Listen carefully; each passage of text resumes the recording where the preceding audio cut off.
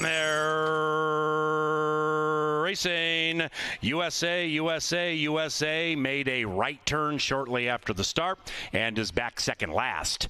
The others go on with it, and it's a slow early pace. Bombara Gold and Wade take the lead to the outside of Summer Mate, and now rolling up is Taking Charge Desi, and up top it is Bombara Gold trying to run away by more than one with 6 to go. That lead now is a length and a half.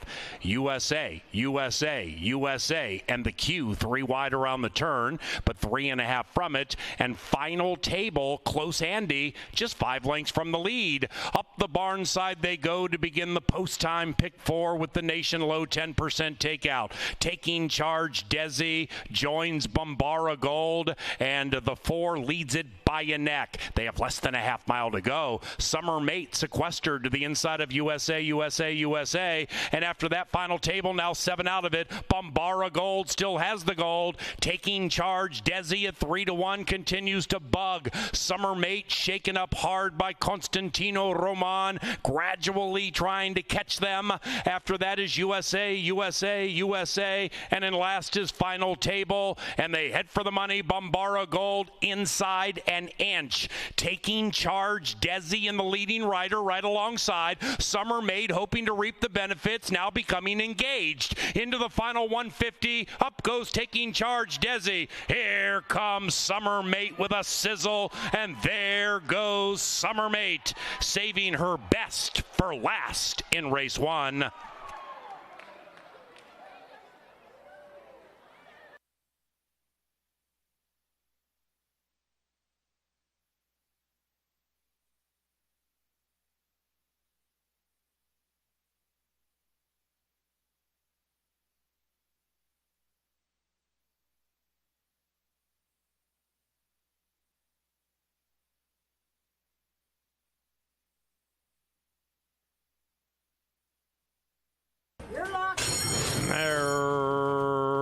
Racing. Canterbury Park's 50-cent take 5 with the Nation Low 10% takeout is underway splendidly, and Bubba Bob and the leading rider go right to the lead. Bubba Bob 2 to 1 strides away by 1. After that we have That's Not Funny to the inside of stablemate Loring Park, and they are 4 clear from Runaway Ready, and that guy's making his turf debut. Runaway Ready's about 4 lengths out of it, 2.5 clear from Mr. D's Legend trying to win 2 in a row. Then it's Gabriel's Legend chasing the other Legend, and in last is Pirate Bird, who would have to soar in from 13 out of it to win it. And up top it's Bubba Bob showing the way. Bubba Bob bumps clear by a length and a half. It's Bubba Bob leading it from That's Not Funny. That one is a half clear from stablemate Loring Park. Right behind them, Runaway Ready, keen to go. 3.5 lengths from the lead into the inside of Mr. D's Legend, and 5 all of a sudden sardined by 2.5. The 5's asked for run. 3.5 after that, Gabriel's Legend, nothing from Pirate Bird off the far turn. Harry gets busy on Bob. That's Not Funny is giggling alongside. Loring Park ships all in. Mr. D's Legend likewise. After that, Gabriel's Legend running on from 7 out of it. Runaway Ready in the turf debut. Second last, nothing from Pirate Bird. And up top, That's Not Funny takes the lead. That's Not Funny from a tired Bubba Bob, kicking clear by 4 from Loring Park. Mr. D's Legend flying home on the inside, but it's all too late. That's Not Funny wins it with a whinny.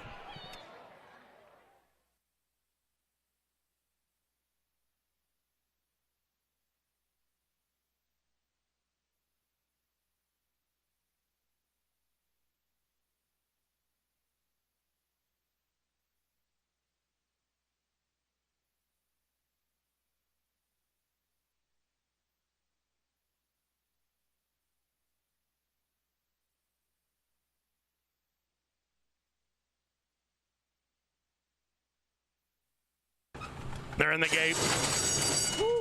They're out of the gate. Deputy Law tries to lay down the law in the early stages. Then it's Ranger Gus, and after that, Singing Spurs, 3.5 clear from George Clinton. Then it is We Are In It to Win It, looking to win 2 in a row from 8 out of it. Shack's My Daddy, second last, but about to be last because Ruby's Red Devil is on the move at 8-5. And they zing into the far turn, and we have a breakneck pace battle. 2 and 3 are slugging it out. Deputy Law and Zeke Laura to the inside of Ranger Gus and Constantino Roman. It still is Deputy Law by an inch. 7 to the good of Singing Spurs. Then it's another 4 back to Ruby's Red Devil, who needs to go. And the one in last is We Are In It to Win It as they head for home. And not much gives between Deputy Law and Ranger Gus. Sneaking up on the inside, here comes Ruby's Red Devil, reaping the benefits and cutting the lead from a half to a neck to a nose. And there he goes. Ruby's Red Devil, Heavenly.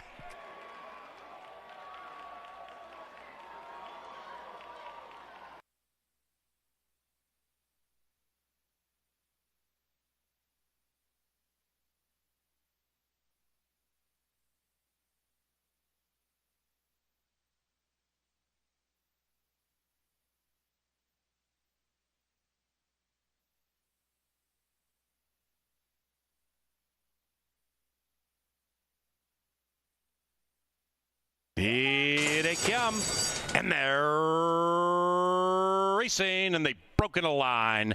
Bigfoot City at 4-1 flashes good speed to the inside. Outside of that is Hard Attack, the 6-5 favorite, and between them is War Chest attempting to win 4 in a row. The white horse on the inside is Hold the Spice, just 6 lengths out of it. And as they corner, it is Bigfoot City. Number 1 is number 1, leading it by 3 on a lonely lead. After that, we have T-Bone's Trick, now 9 lengths out of it to the outside of Chest Candy. Up the Canterbury Park Barnside they stroll, and they're chasing a lonely leader in the shape of Bigfoot City, leading it now by 5. And Bigfoot City puts the pedal to the metal with 4.5 to go, bumps the margin to 6. Hard Attack is next. In second, about a length and a half clear from Hold the Spice. That one's to the inside of War Chest. Then it's Chest Candy. That one is 8 lengths from the lead into the inside of T-Bone's Trick, and they're off the far turn.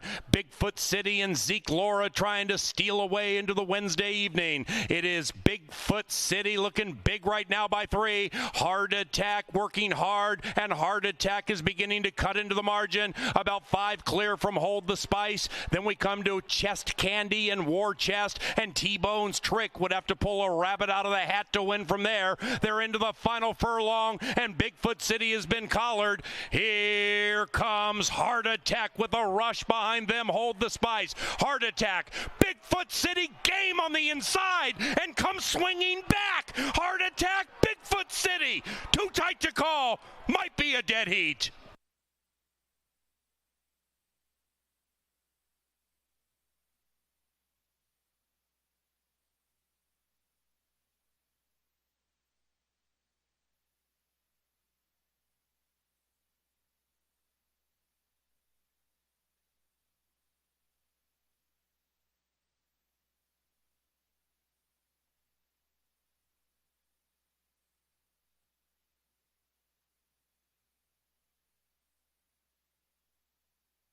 Set, and they're racing, and they've broken a line. Glassado at 0 for 15 wins the start, but has been overtaken by Master Red, who looks to get into the black. Storm's Reflection comes zinging through to the inside, and between runners, Hurt So Bad now joins the leading Master Red with 4 furlongs to go, and they travel in perfect harmony. After that, it is Casey's Law, about a length and a half from the lead into the outside of Stablemate Hurt So Bad. Then we come back to Storm's Reflection. That one has been overtaken by Glassado, who's resurgent, 4 lengths from the lead, and now on the move to the outside, Prize Fighter looking to deliver a knockout punch with about a quarter of a mile to go. Behind that, Romeo's Glory, and the one in last is Irish Dawn, who just had to check. They're at the top of the stretch, and we have 3 abreast. On the wide side, it's Casey's Law circumnavigating into action. Between runners is Hurt So Bad, and on the inside, Master Red continues to fight on, but Casey's laying down the law inside the final final football field, and it's Casey's Law drawing away to victory. That ride was from the Book of Roman.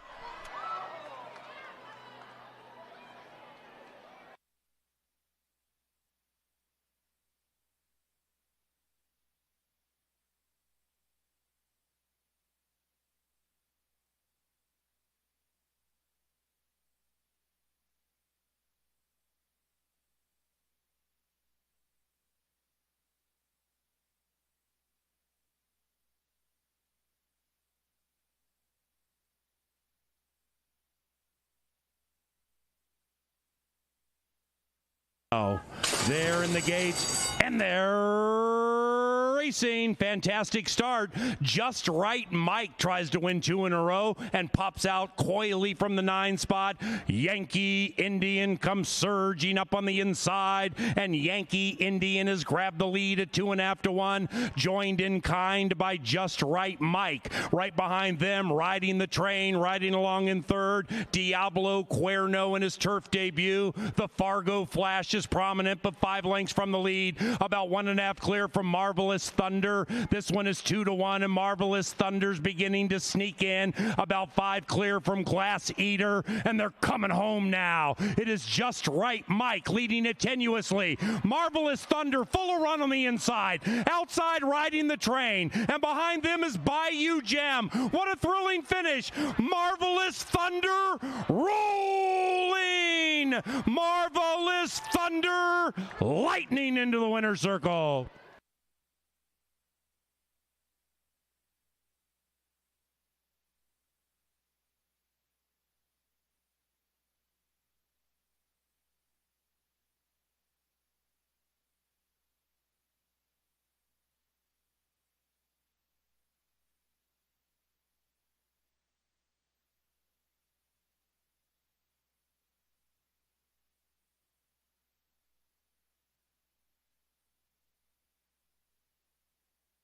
Dynastia 2.5 to 1, and they're racing. Southard Rocket lives up to the second part of the name and comes out like a rocket, but so does None of That, firing beautifully. Elegant Dynastia is running nicely on the outside. It is None of That surging to the line as the Northlands Juvenile Champion.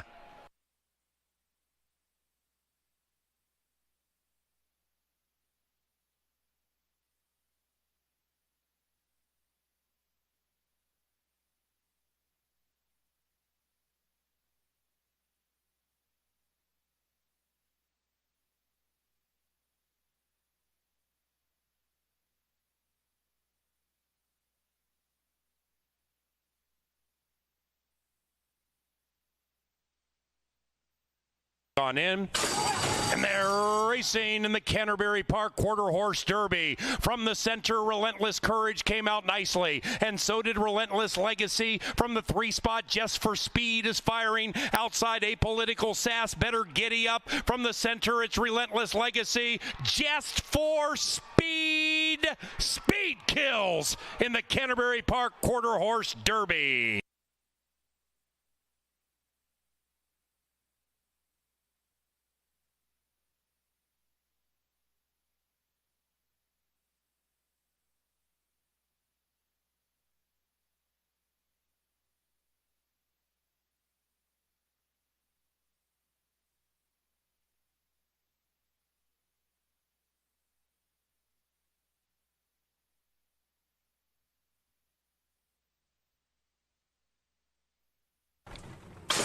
And they're racing. A lot of ooh la la came out very compelling. Davila's firing on the inside. Riders trying to go back to back in the big spot race. Charlie's Politicians between them. A lot of ooh la la. The Northlands Futurity champion.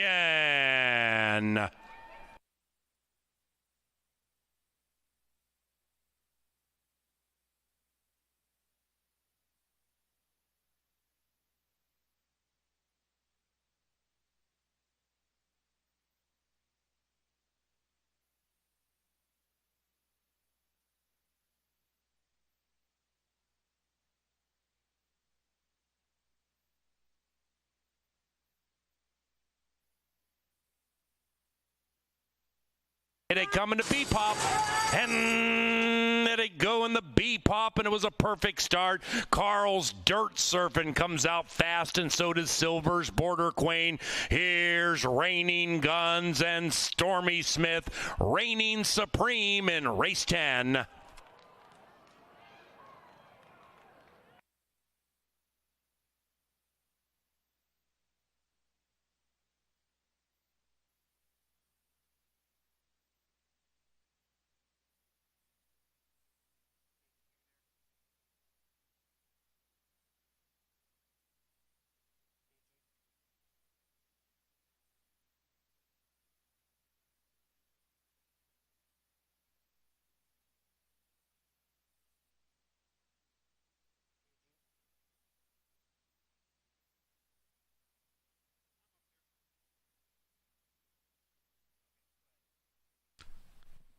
Ladies and gentlemen, please rise for the playing of our national anthem.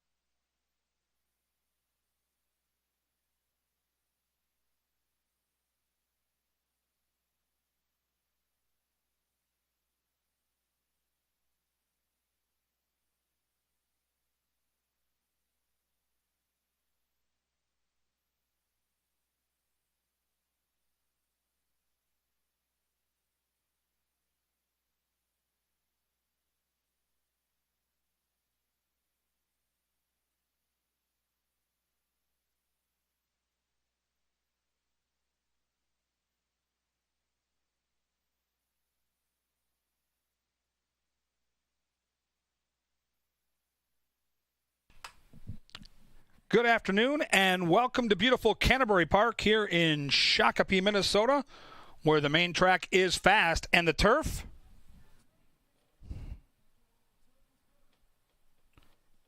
If you'll get your programs out, we'll go over the changes on this afternoon's card. No changes in race number 1. Race 1, free and clear. Our first scratch happens in race number 2. Take out the 2, Dr. K, and a workout for the 5, Texas Longbow, 36.41 breezing.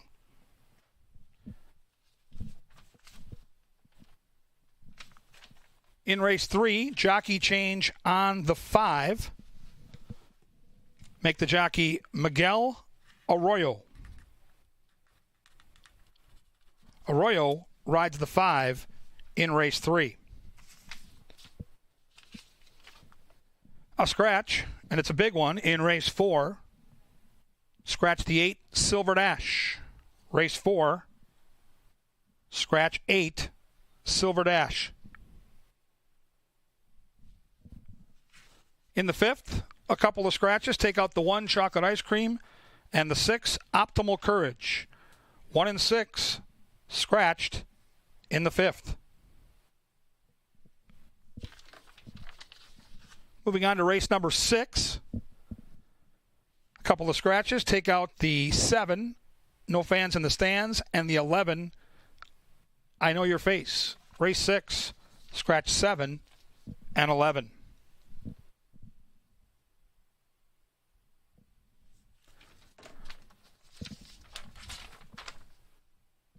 Race 7, jockey change on the 3, Days of Glory. Make the jockey Lindy Wade. Lindy Wade picks up the mount on the 3 in the 7th.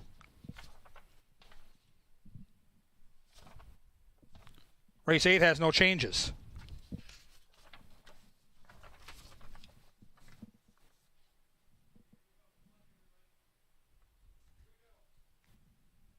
In the 9th race, jockey change on the 2. Put Ramiro Garcia on the 2. Garcia on the 2 in the 9th. Race 10, no flipping halter for the 7, Saints New Weapon.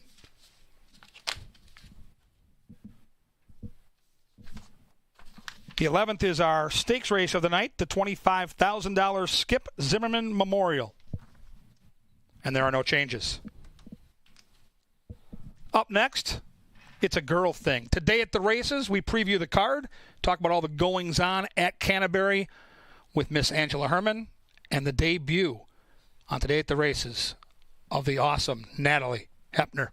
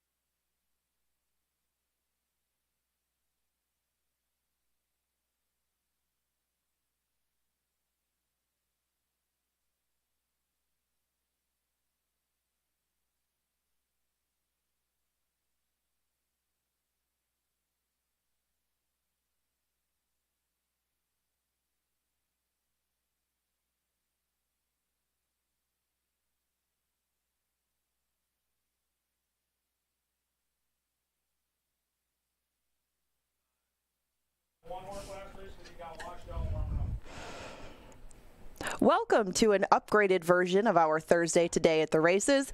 Yes, you'll notice it is not Jeff Madej. It's his lovely assistant, the assistant to the regional manager, Miss Natalie Hepner. She's here to join me tonight, preview our Thursday card, a big Thursday card with 11 races. But before we get to that, you've probably seen a lot of the video work. If you've checked out the blog, if you've checked out our social media, this is the woman behind a lot of it. You and Teddy P combined for a lot of that content. So tell us a little bit more about yourself. Where do you go to school? Where are you from? And what led you to this position? Yeah, so I am from Shakopee, Minnesota, went to high school in Prior Lake. I go to St. Thomas, and I major in journalism. So this job this summer has been super fun, just exercising my writing abilities and video editing, and just so thankful to be led to this position and get to work with Jeff Madej. He's been teaching me a lot and learning a lot about horses. Yeah, and you've been learning a lot about the horse side of things, but you know, when you work here and you work upstairs, you take on a lot of unique duties. What are you going to be able to carry out of this experience when you go forward down your marketing and journalism path?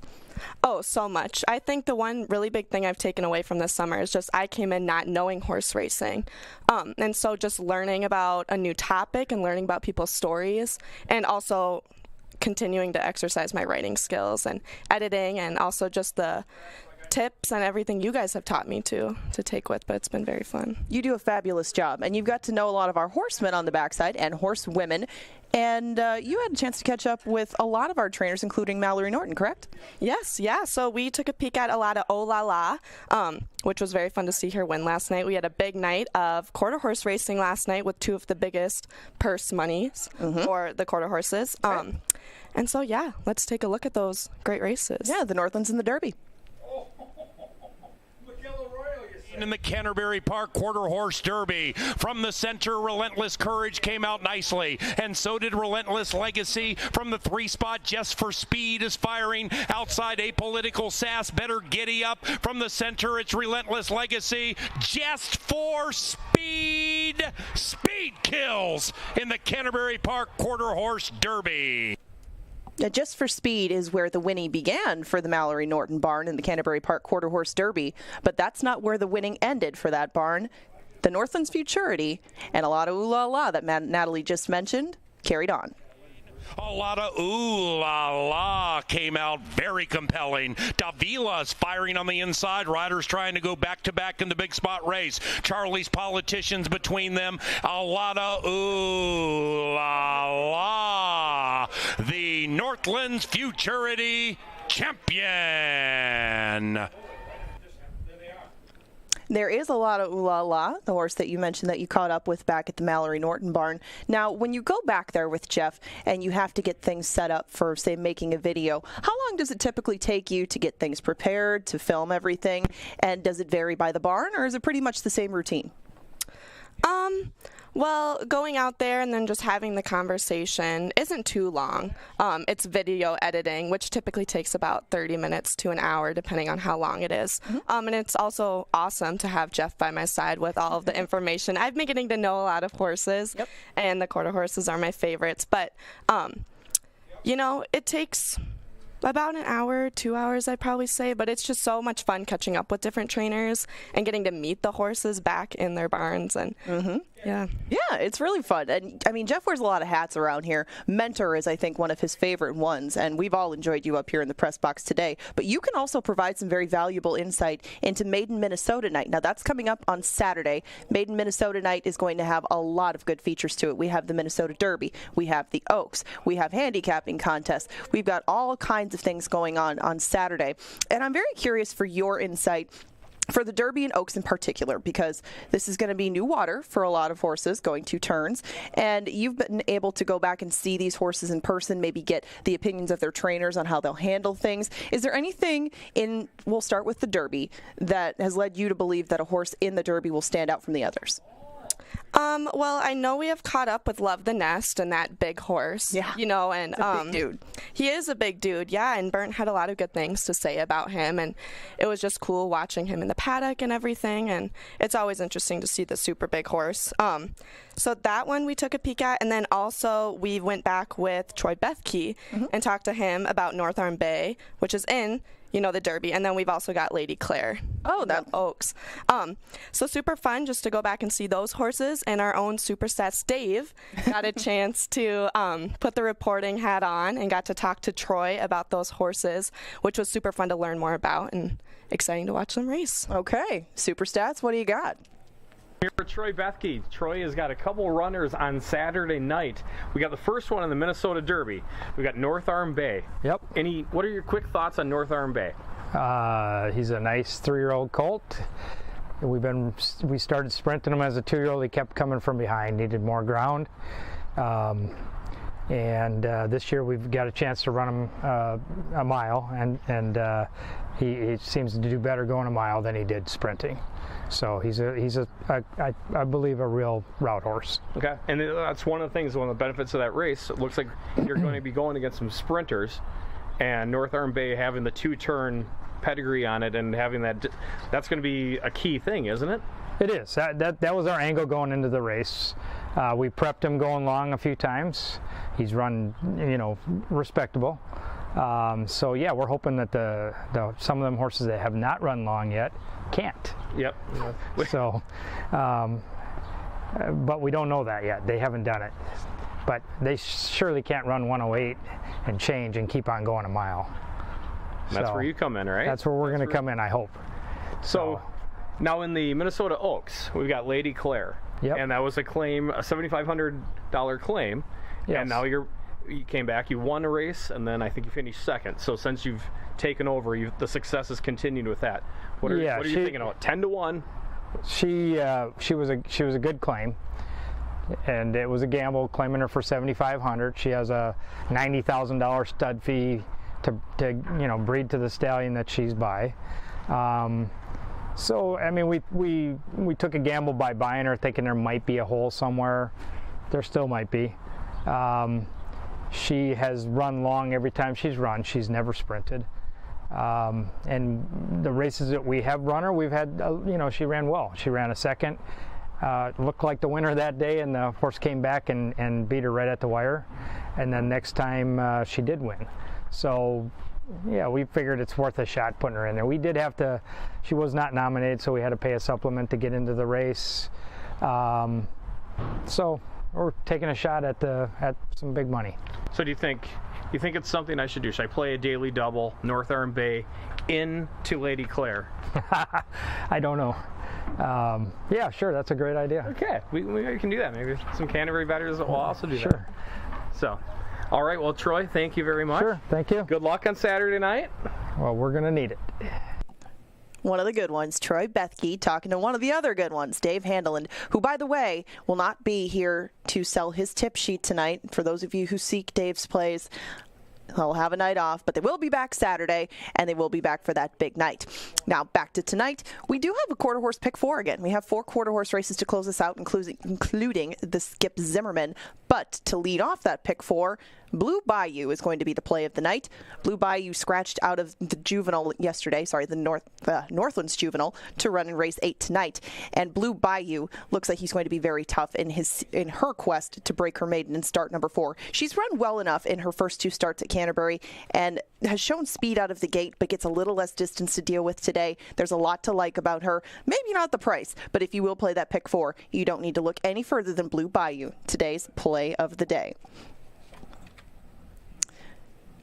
Now, Natalie, welcome back. We'll get back to Saturday's happenings.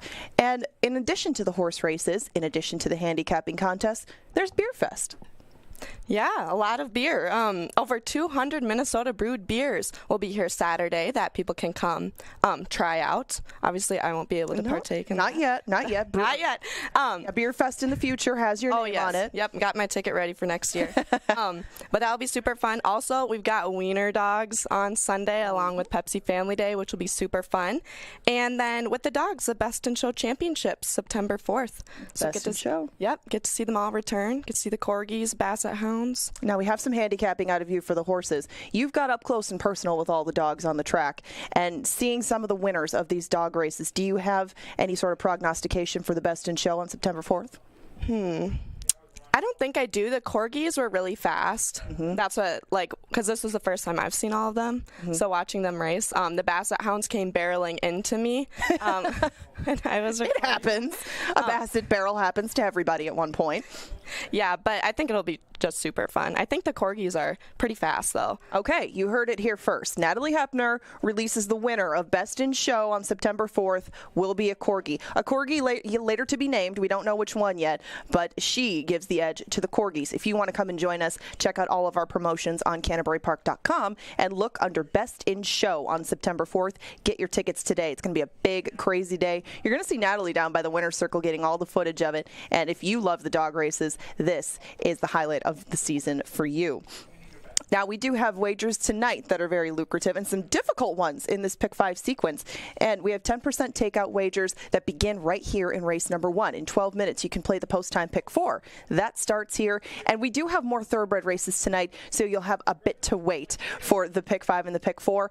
But I mean, it's only one more than last night. So pay close attention. There will be overlap races in the early Pick 4, in the Pick 5, and the late Pick 4. But those 10% takeout wagers begin right here. That is the post-time Pick 4. Kevin's put together a ticket for you for that, as well as the Pick 5. And, I mean, we've got all cues in that late Pick 4 starting in race number 8. any sort of horizontal sequence you could wish to bet, you will find out here at the park tonight, and it all starts in 11 minutes. Natalie, I want to thank you so much for being on here with me. You did an excellent job. I hope to have you again on here in the future. I mean, let's be real. The attractiveness factor alone goes way, way up when we trade Jeff for you, and you are a complete professional. Thank you so much for being on here with me. Thank you, Ange. Thank you so much. All right, we've got 11 minutes until race number 1. Coming up soon, we will have Kevin Gorg to take you through the first race paddock, to take you through the post-time pick 4, and they'll meet at the gate, and Paul will kick off our 11 race card in 11 minutes.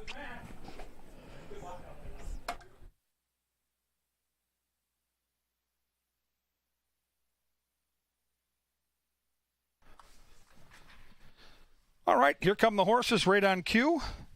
And these are the babies, boys and girls. Going to go at 4.5 furlongs, and this has been the hot horse at the windows here throughout the afternoon. That's the one, Sweet Crystal, for Mac Robertson. Nick Goodwin has had some great luck for Mac with first-time starters. At one point, I think they were 3 for 3. She's got quick workouts. She's well-bred. She's in for a tag, and she has to run from the rail, but she looks fantastic. Look at the ears up. Good-looking coat on this horse. And the one thing about the Robertson barn, they do a great job of schooling their young horses in the paddock. You see them out here all the time, even on off days, taking the extra time to get them comfortable. Sweet Crystal's going to take some beating here in the first. She's one of 3 fillies trying to beat the boys. The 2 is Top Hat Aristocrat for Jonathan Wong. Good barn. His go-to rider, Harry Hernandez, shows up. He's a 24% trainer with first-time starters. He's also 18% when they debut at the maiden claiming level. Kind of lukewarm in the betting so far, but certainly some angles there. 3 is another filly taking on the boys. Kelsey Har rides Tatum's Journey, the other Mac Robertson horse. There are some angles out there and players that play races all over the country with top barns where they like to play the longer priced horse if a trainer has 2 horses. Well, here you go. Mac's got the 1 and the 3, a pair of fillies, and this one is 7-1. 4 is Big Time Rob, has the race experience going for him. 1 career start, showed some speed before giving way. Blinkers go on, and the go-to rider for David Van Winkle is this guy, Chad Lindsay. So interesting horse here off that 1 career start. Second time out, you can see horses really improve sharply in their racing careers. 5's another filly with a young lady named Crystal Conning on her back for Troy Bethke. It's Uptown Diva. Not much to go on with the workouts. Scat Daddy, the grandsire, was a real good one, so that's what I would say would be your angle there. 6 is Flying Sun for Kerry Raven. Carlo Lopez gets the call. Love the workout pattern on this horse. Another horse that makes a nice impression here in the paddock, taking money at 3-1. Both Angela and I are on the 7, and nobody else seems to be betting this horse, but 9-1 on West Bay. 1 career start. It was out in Southern California. And made a nice move early. Actually flashed some speed, got into a duel, and then faded. We get Jerry Livingston. He's brought in long shots before. Zeke Laura, jockey that can get a horse out of the gate. So I'm not quite sure why they're not betting our horse, but Ange and I are on the 7 here at 9-1. Interesting race. 2-year-olds going 4.5 furlongs. Many making their first career starts, including the current favorite, Sweet Crystal, who is 6-5. There you see the grid with all the selections. Once we get the horses on the track, we hear from the bugler, and I'll take you through an early Pick 4 ticket. I think the Pick 4's got some real possibilities today. The ticket that I've assembled is very affordable. It's a $24 ticket. We'll get to that in a few minutes, though right now it's time for the call to the post. Welcome to Thursday Night Racing right here at Canterbury Park.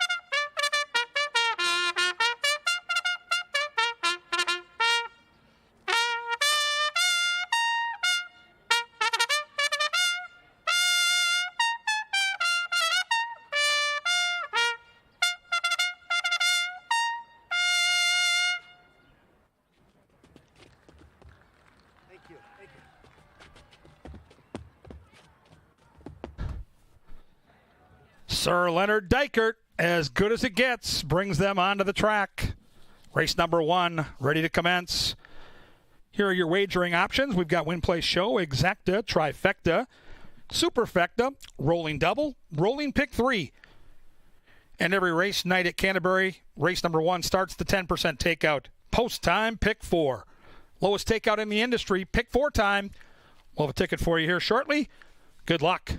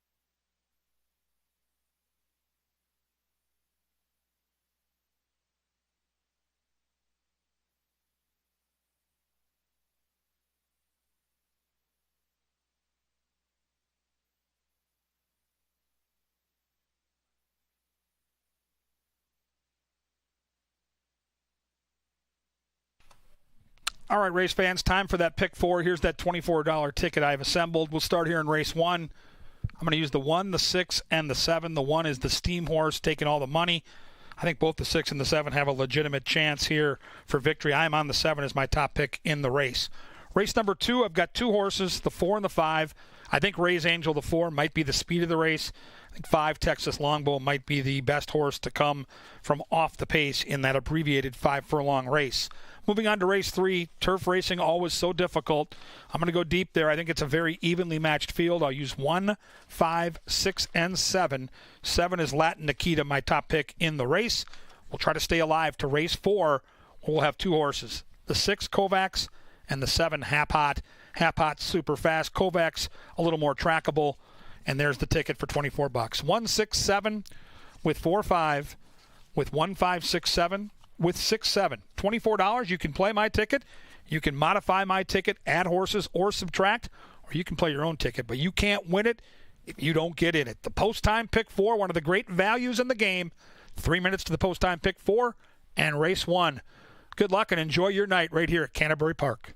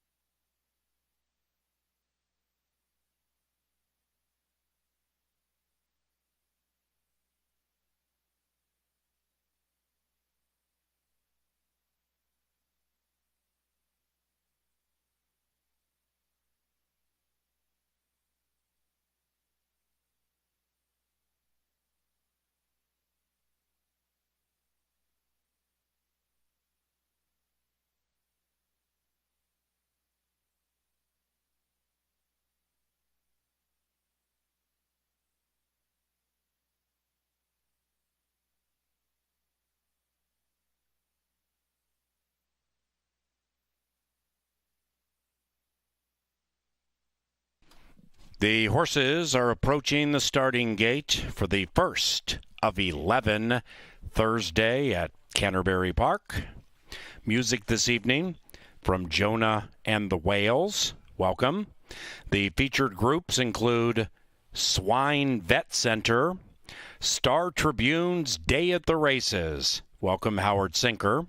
First Resource Bank, Deloitte Senior Leadership Program, Venture Commercial Mortgage Event, Bonema Runkey Stern, Aaron Enabo, and Greystone.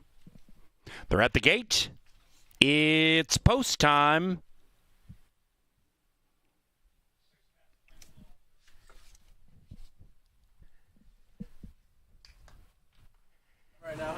Moving in.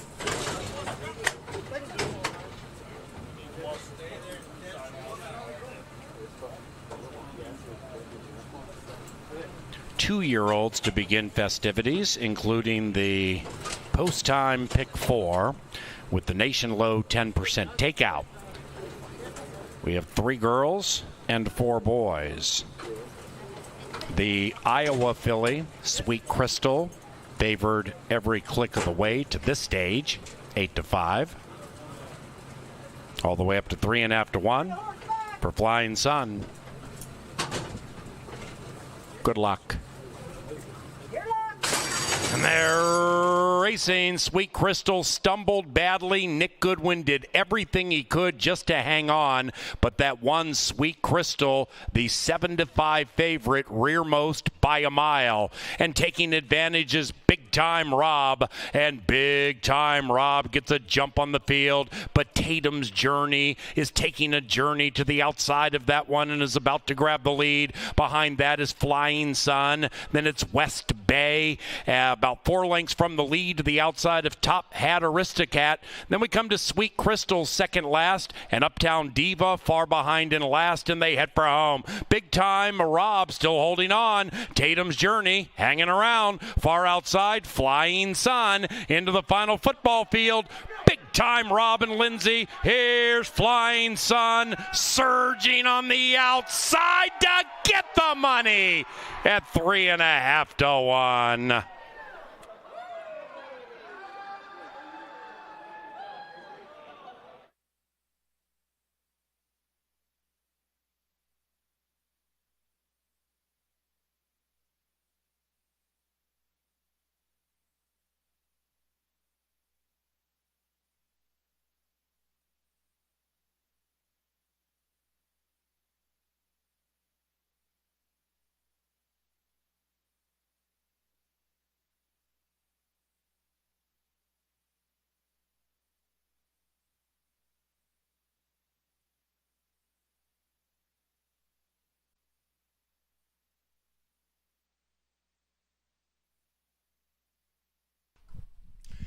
Inquiry, hold all tickets.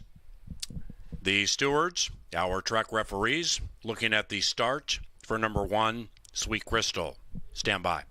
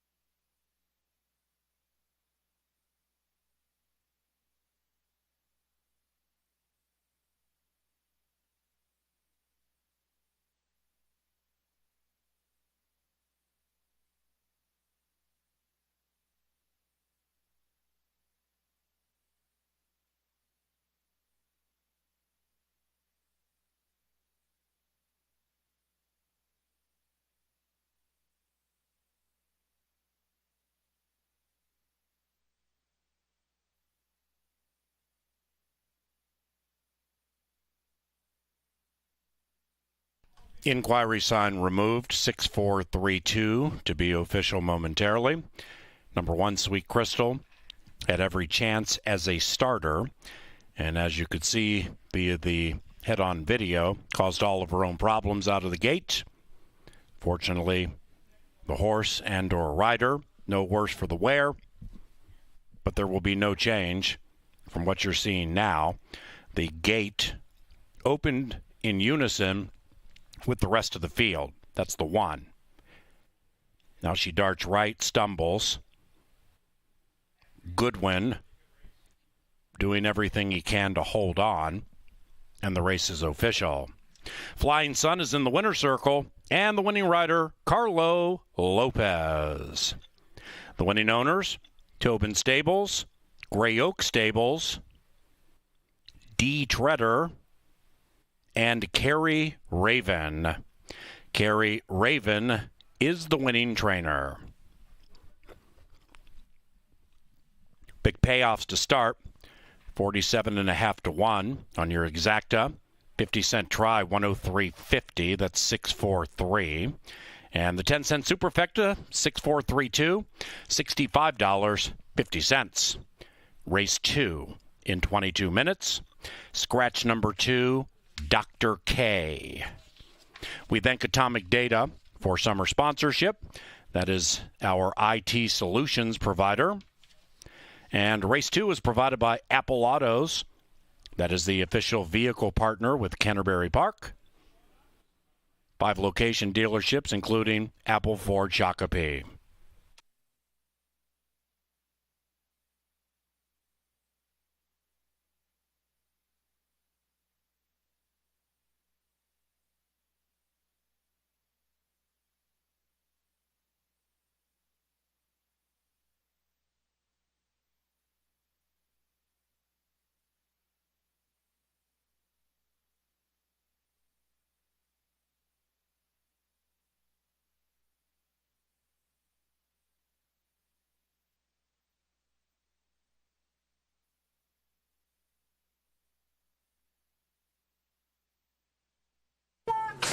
And they're racing. Sweet Crystal stumbled badly. Nick Goodwin did everything he could just to hang on, but that one Sweet Crystal, the 7-5 favorite, rearmost by a mile, and taking advantage is Big Time Rob, and Big Time Rob gets a jump on the field, but Tatum's Journey is taking a journey to the outside of that one and is about to grab the lead. Behind that is Flying Sun. Then it's West Bay, about 4 lengths from the lead to the outside of Top Hat Aristocat.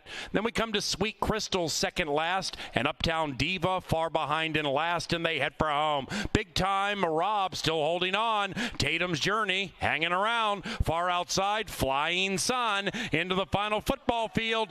Big Time Rob and Lindsay. Here's Flying Sun surging on the outside to get the money at 3.5 to 1.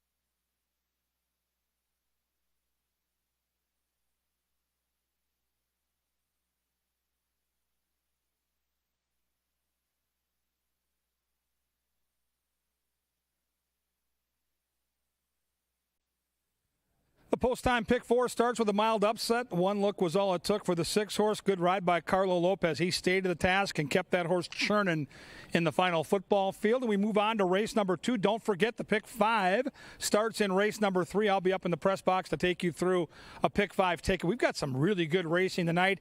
It's an 11-race program that closes with the Skip Zimmerman. That's a $25,000 quarter-horse stakes race with some real talented horses headlined by Dickie Bob and all those names you've seen race here before. Beautiful night for racing. Welcome to Canterbury. Most of these weekday 5 o'clock post-time race nights start slow and really swell with the crowds coming in, usually by race 3 and 4. So plan accordingly. Find your favorite spot, get a home base, and let's try to make you some money. We'll start with race 2 here, 5 furlongs. So it's a quick dash. We're used to our sprints being more often than not at 6 furlongs. These 5 furlong races seem to draw a lot of speedballs, and we'll include the one horse in that conversation. His name is Rusty Cage. Harry Hernandez, a new jockey this season to Canterbury, came in fresh off a win at Turf Paradise as champion jockey, and we've seen why. This kid is talented. He's great, especially on the lead with speed. Now, he'll have company, but Rusty Cage is going to be out there, and boy, does Rusty Cage love Canterbury Park. 8 career starts here, 7 for 8 in the trifecta, so super live, I think, at a fair price. Number 3 is Roman Pharaoh. Zeke Laura gets the call for Nate Russell. Another horse that's done well at Canterbury. 5 starts, 4 in the top 3 placings. And here's the angle with the 3-horse. There's a ton of speed, and if they hook up and are vulnerable late, this is one of the horses that I think might be charging in the late stages, and that's why I believe Roman Pharaoh is one of those horses. If you're going to put together any kind of trifecta ticket, you might want to sneak that 3 in there. I think he'll be a late factor in this race, to say the least. Maybe the speed of the speed, though, is the 4, Raise Angel for Troy Bethke. Lindy Wade gets the call, and this is one of those rare horses that's equally fast on dirt and turf. More often than not, horses prefer one surface over the other, but this guy loves both. I mean, he's got 5 career wins on the grass. He's got 4 career wins on the main track, and all 4 career wins right here at Canterbury. Loves to take the lead and run him into the ground. I don't know that anybody's quicker than Raise Angel, and I can tell you one thing, this horse looks gorgeous.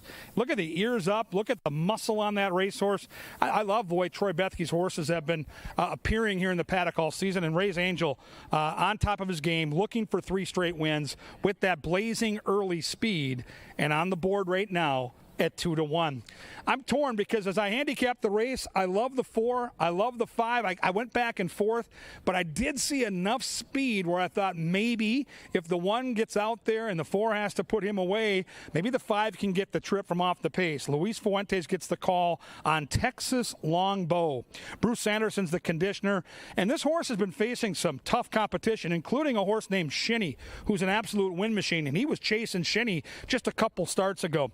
I think the 4, if everything was equal, is probably the better horse when you compare the 4 and the 5, but in this scenario with all the speed in this race, maybe, just maybe, the 5 can come get him in the late stage. And boy, they're betting too. 5-2 right now on Texas Longbow. 6 has speed. Kelsey Haar, Bruce Sanderson, the other Sanderson horse. The pesky part is 0 for 6 in his career at Canterbury, but the flip side of that argument is 5 of those 6, the horses finish in the top 3 placings. And this horse knows how to win. 10 wins from 62 career starts outside attack post with speed, good long shot jockey, and nearly 10-1. 7 is Paul Allen's tout. Interesting tout here. This is Bible Man. Carlo Lopez looks to sweep the double, and I see what PA's got cooking here.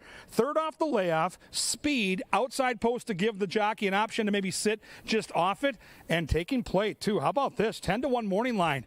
PA and his believers on the Bible Man have cut this horse in half right now. 5-1 on the board. Love this race. I love when we write races here at Canterbury that are not typical. 5 furlongs on the dirt, super fast horses, lots of interesting ways to handicap it. And again, we're 1 race away from the pick 5. Hopefully you can make some money here and build that bankroll for your pick 5 ticket. Right now, these cool horses head down the tunnel. Soon we'll get the bugler and the call to the post. They'll be at the gate in 8, and then they're going to get it on.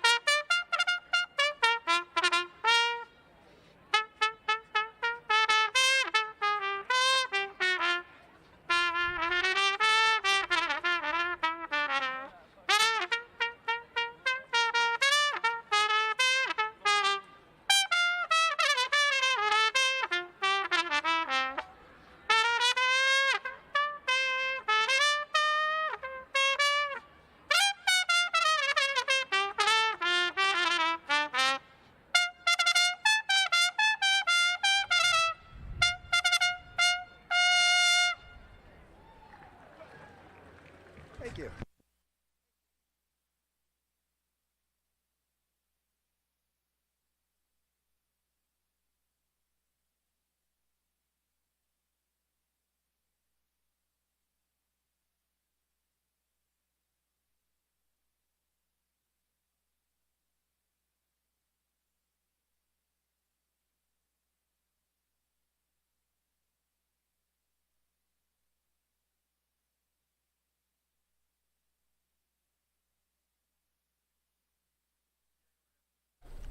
The field is now on track for race number 2, set to take off in 6 minutes. Scratch number 2, Dr. K.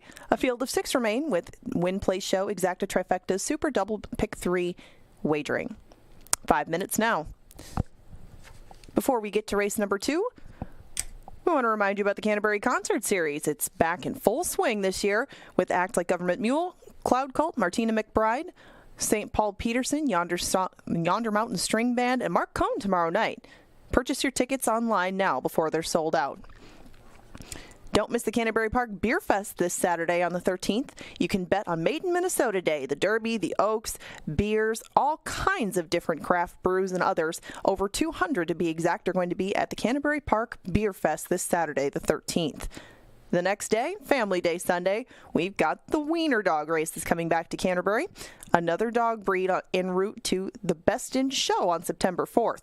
Experience these pups taking to the track while enjoying live horse racing, Pepsi Family Day, face painting, kids crafts, and much more. We can't wait to see you this weekend for Beer Fest and Wiener Dog races on Sunday. We are still 5 minutes away from race number 2.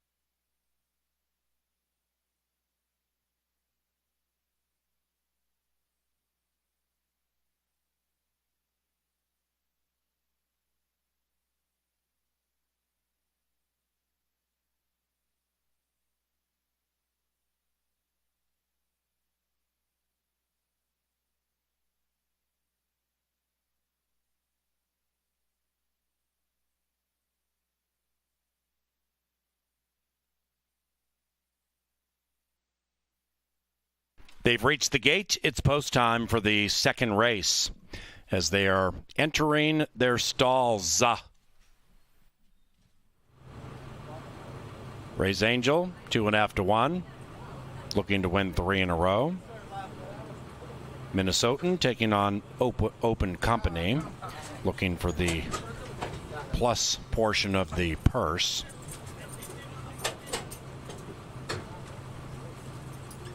Texas Longbow, 3.5 to 1. Bible Man, 3 to 1.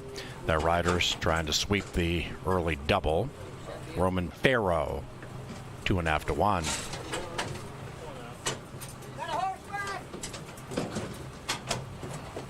We're in the gate.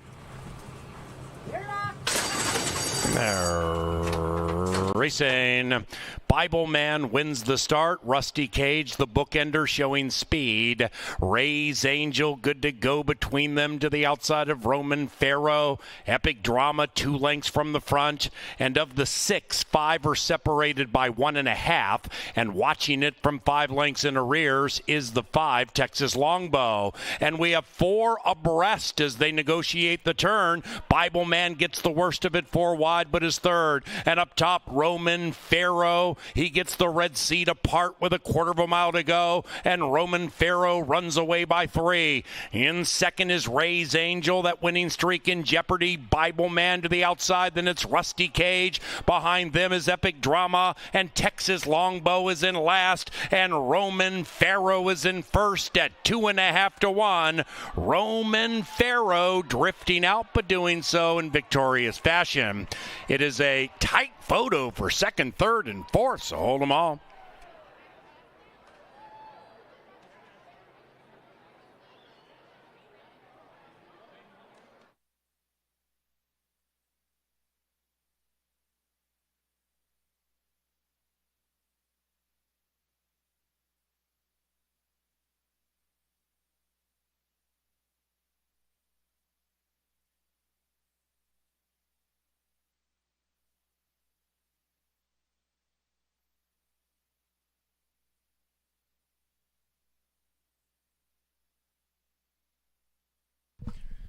Number 3, Roman Pharaoh ran first.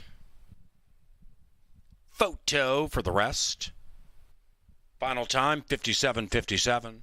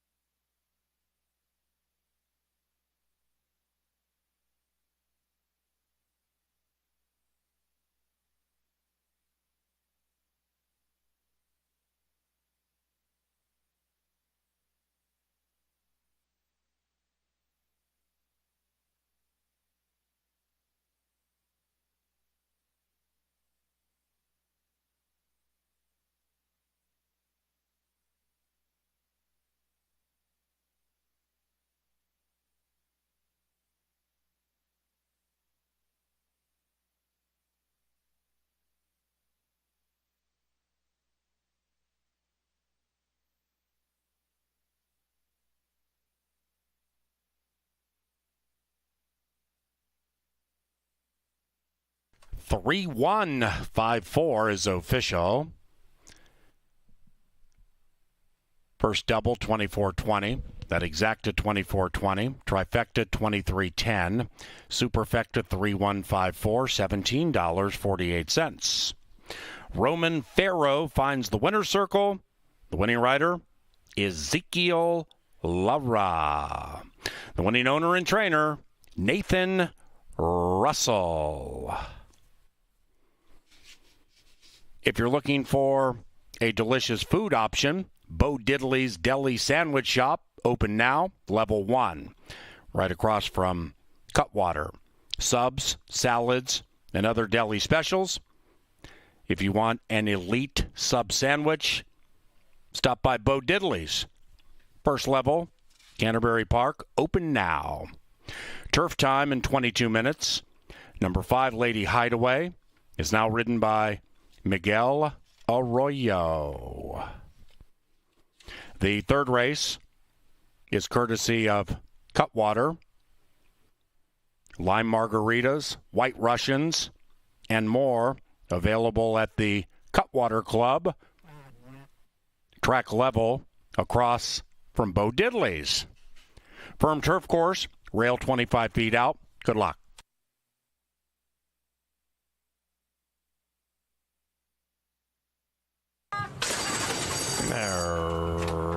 Racing. Bible Man wins the start. Rusty Cage, the bookender, showing speed. Ray's Angel, good to go between them to the outside of Roman Pharaoh. Epic Drama, 2 lengths from the front.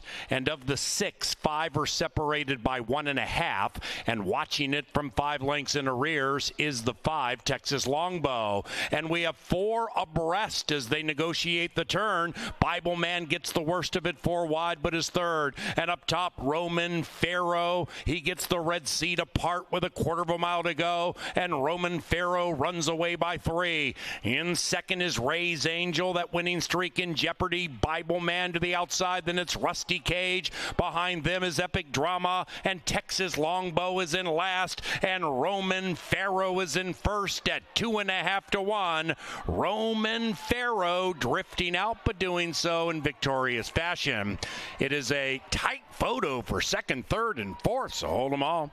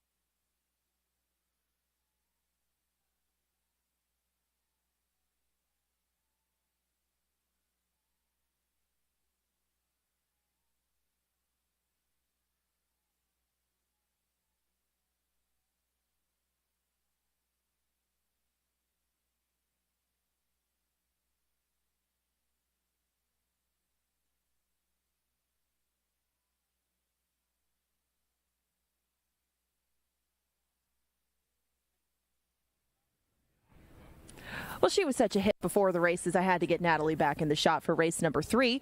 Now we are on the turf. This one is an optional claimer. A very classy group of fillies and mares make their way out, and there's 7 to be exact. We have one jock change in here. Lady Hideaway will be ridden by Miguel Arroyo. Now, Natalie, you've gotten to look at them a little bit longer than I have. Anybody stand out to you down here in the paddock?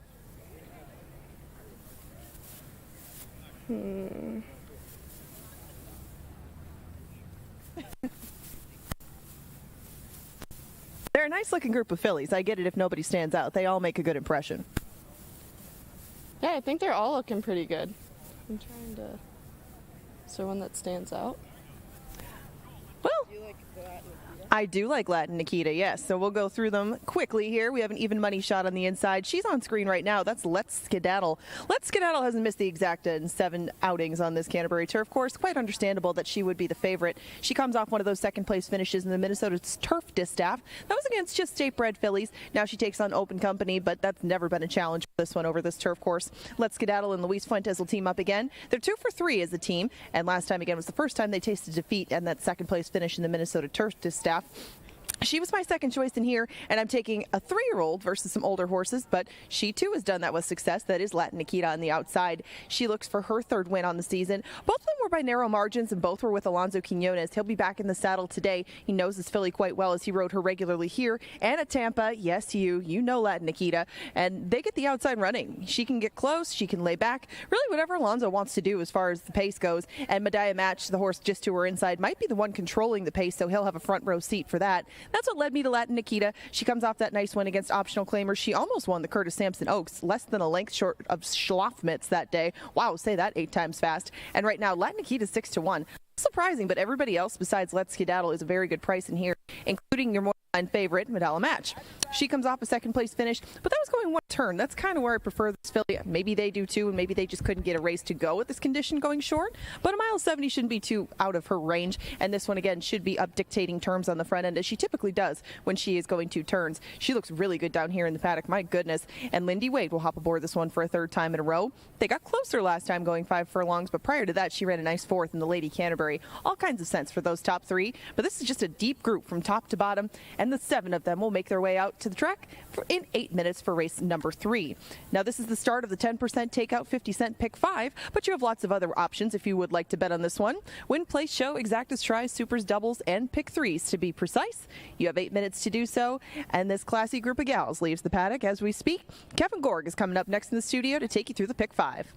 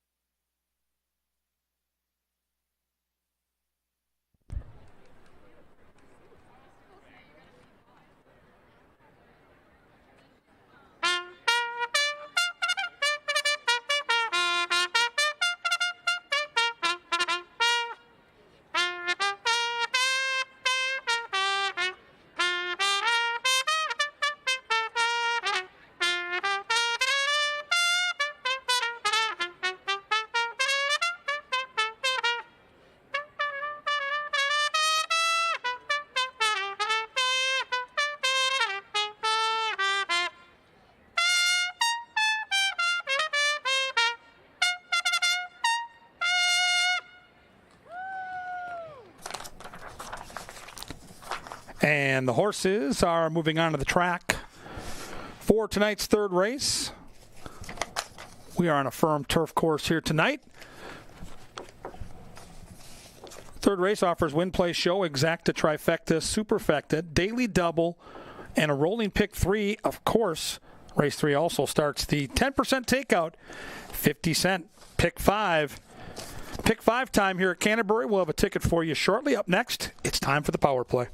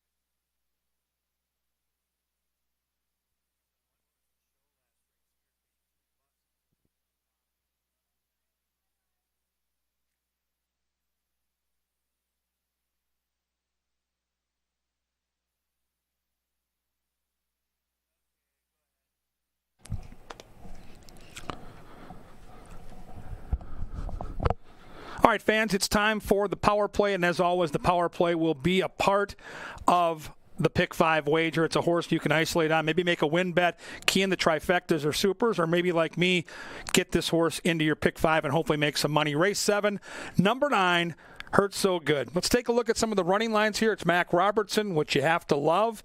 It's third time off a layoff. Also love that. And I love the aggressive nature of a couple of workouts since that last start.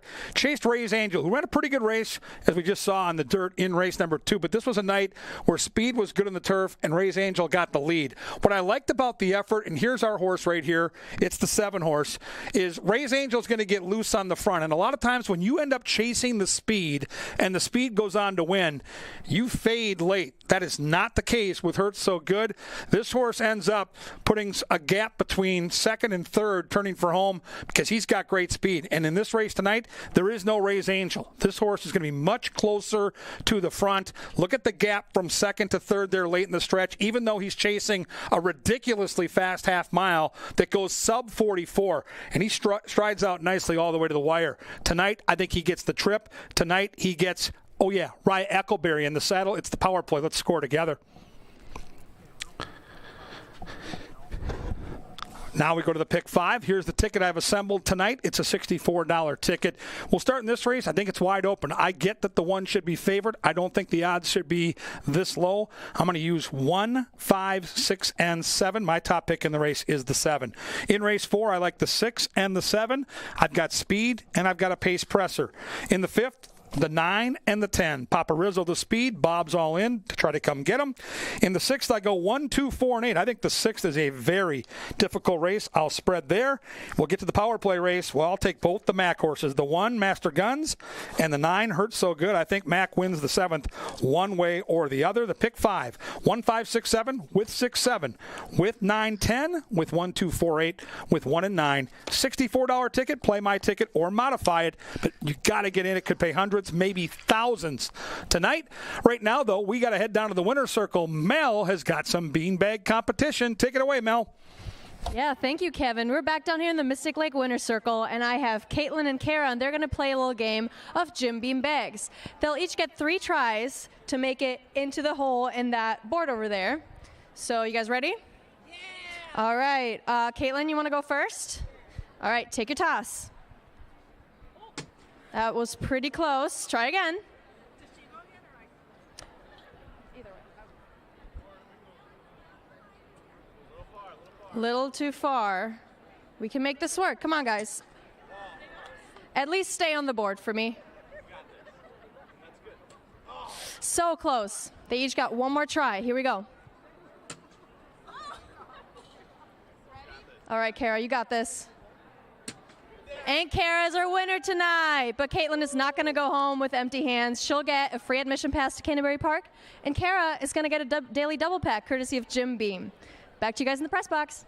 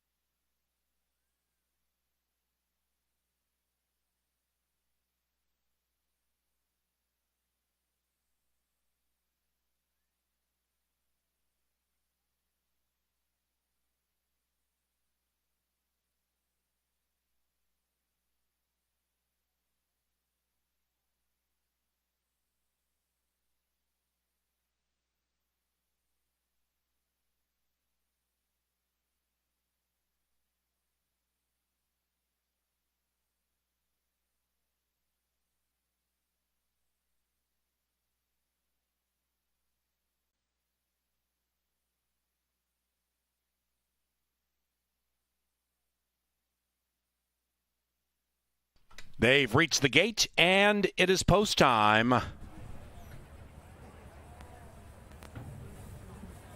Let's Skedaddle is favored.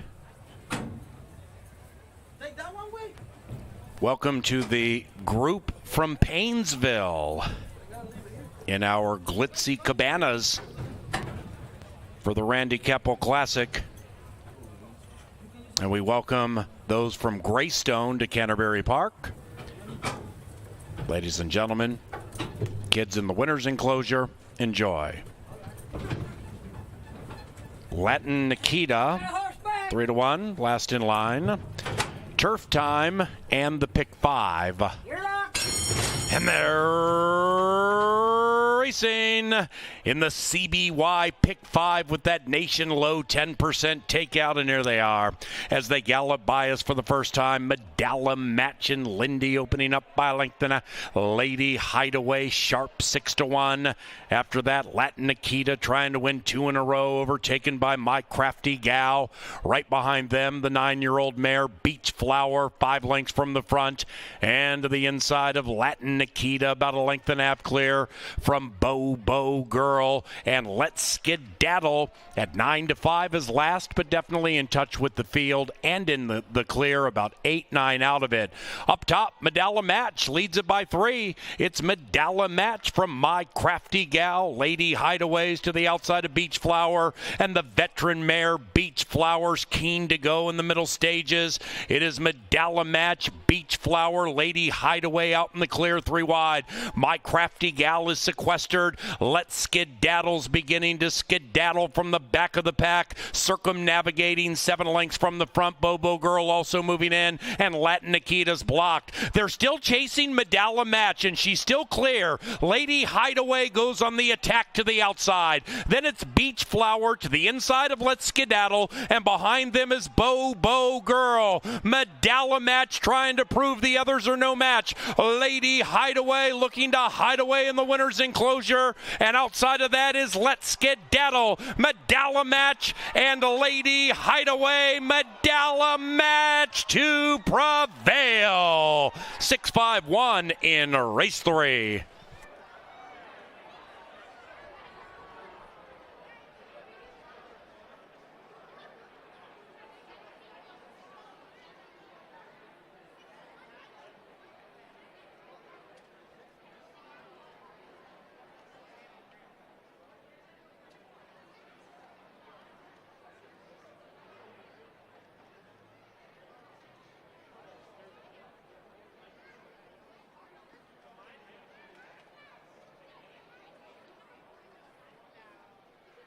Six, Medalla Match, wire to wire. 6-5-1-3 and 139.21.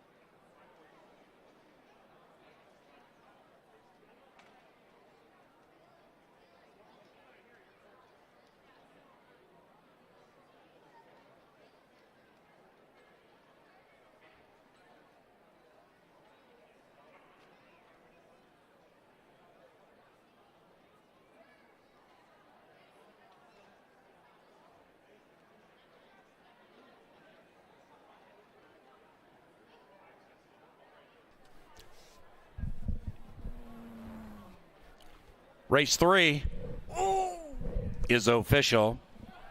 6-5-1-3 to begin the pick 5. Medalla Match 2.5 to 1. First pick 3 tonight, 59.40. 6-5 Exacta 23.40. The trifecta 29.25. And the Superfecta top 4 finishers, 6513, 24 bucks and change. 4th race, main track, pick 4 wagering. It's only 50 cents. Pick the winners of races 4 through 7 and take down the prize. Use as few or as many horses in each leg as you desire. Pick 4 time, 22 minutes from now. And scratch number 8, Silver Dash. The 4th is provided by Maker's Mark and makersmark.com. A week from Saturday, August 20th, we have our food truck festival. Different food trucks, live racing, CanterburyPark.com for information.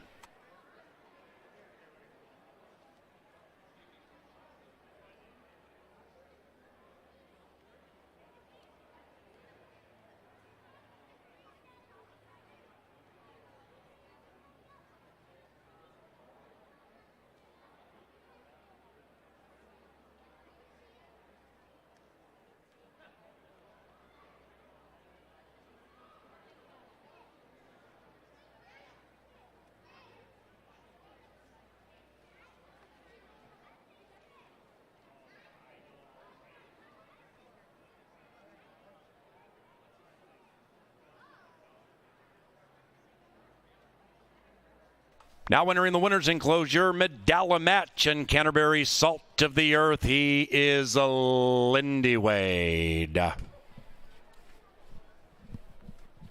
Medalla Match is owned by Twisted Chaps Racing and the winning trainer, Mike Beeler.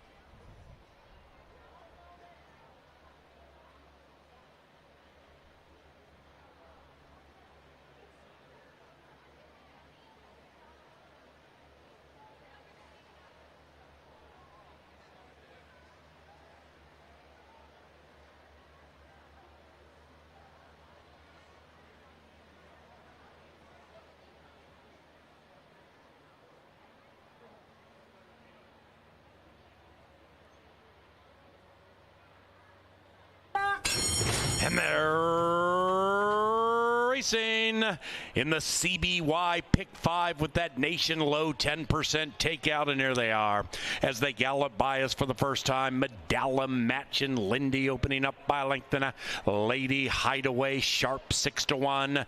After that, Latin Nikita trying to win 2 in a row, overtaken by My Crafty Gal. Right behind them, the 9-year-old mare Beach Flower, 5 lengths from the front, and to the inside of Latin Nikita, about a length and a half clear from Bo Girl, and Let's Skedaddle at 9-5 is last, but definitely in touch with the field and in the clear, about 8-9 out of it. Up top, Medalla Match leads it by 3. It's Medalla Match from My Crafty Gal, Lady Hideaways to the outside of Beach Flower, and the veteran mare Beach Flower's keen to go in the middle stages. It is Medalla Match, Beach Flower, Lady Hideaway out in the clear 3 wide. My Crafty Gal is sequestered. Let's Skedaddle's beginning to skedaddle from the back of the pack, circumnavigating 7 lengths from the front. Bobo Girl also moving in, and Latin Nikita's blocked. They're still chasing Medalla Match, and she's still clear. Lady Hideaway goes on the attack to the outside. Then it's Beach Flower to the inside of Let's Skedaddle, and behind them is Bobo Girl. Medalla Match trying to prove the others are no match. Lady Hideaway looking to hide away in the winner's enclosure, and outside of that is Let's Skedaddle, Medalla Match, and Lady Hideaway. Medalla Match to prevail. 6-5-1 in race 3.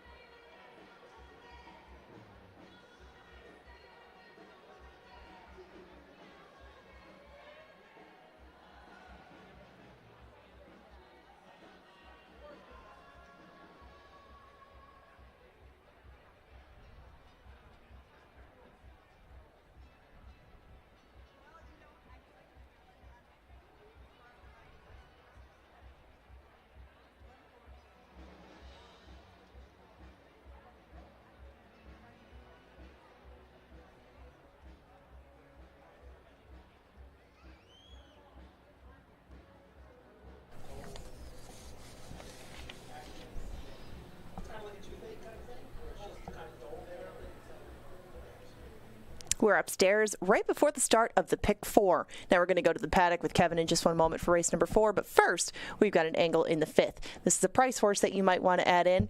Not sure we're going to get 10 to 1, but Sunny Is Not So Funny is going to make his 4th start over our turf course, and he's doing so on a class drop. So a few things to like about him, including his 10 to 1 morning line. We'll see what that actually translates to.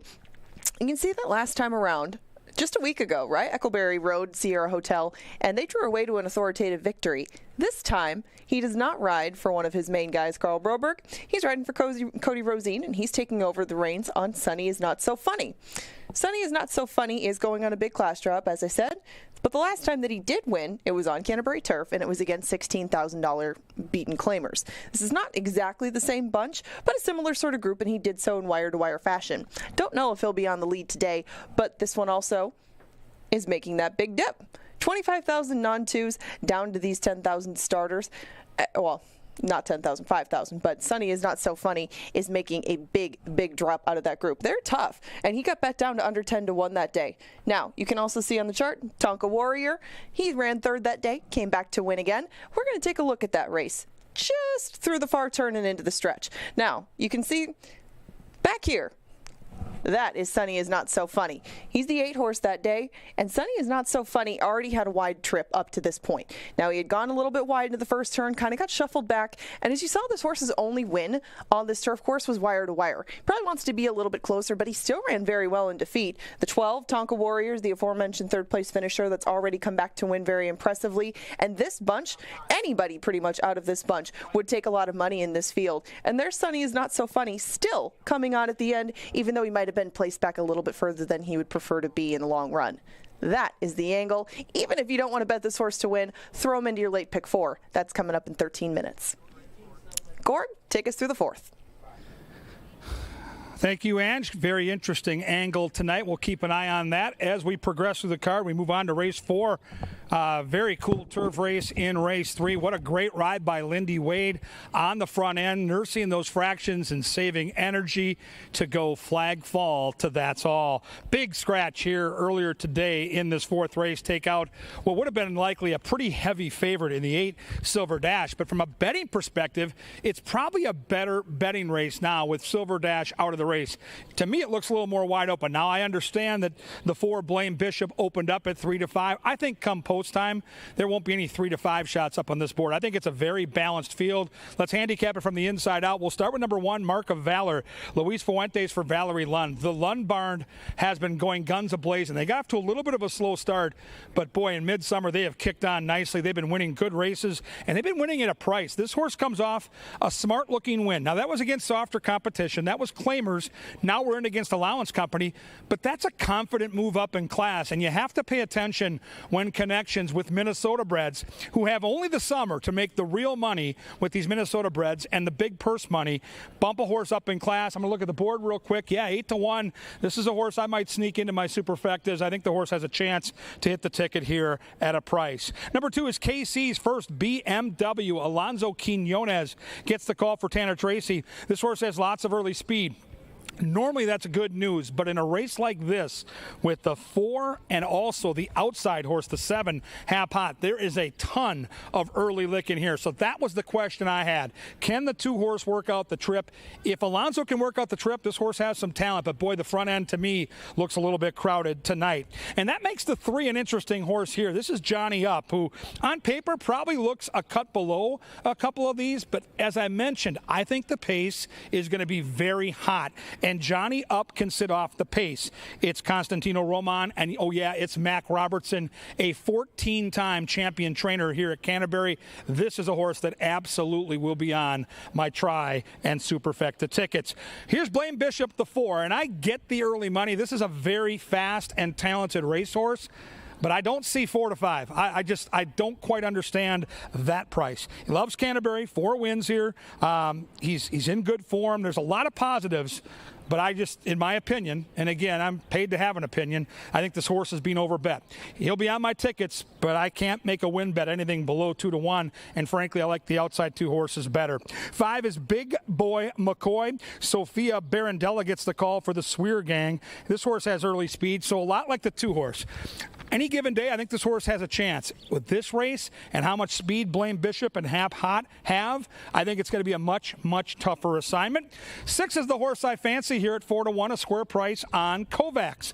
Miguel Angel Silva for Chad Lindsay in the saddle. And, you know, this is a horse that has speed but doesn't need the lead. He has shown the proficiency to be able to sit off the pace. And to me, I think he almost has to. And I think these jockeys all get in the room, they take a look at the racing form, they can see the other speed in here. And I think Lindsay has a nice option here outside with Kovacs to sit in that great garden spot, attack post style, a couple lengths off of it. Kovacs has turned some heads this summer. He's really gotten into good form, makes a nice impression too down here in the paddock.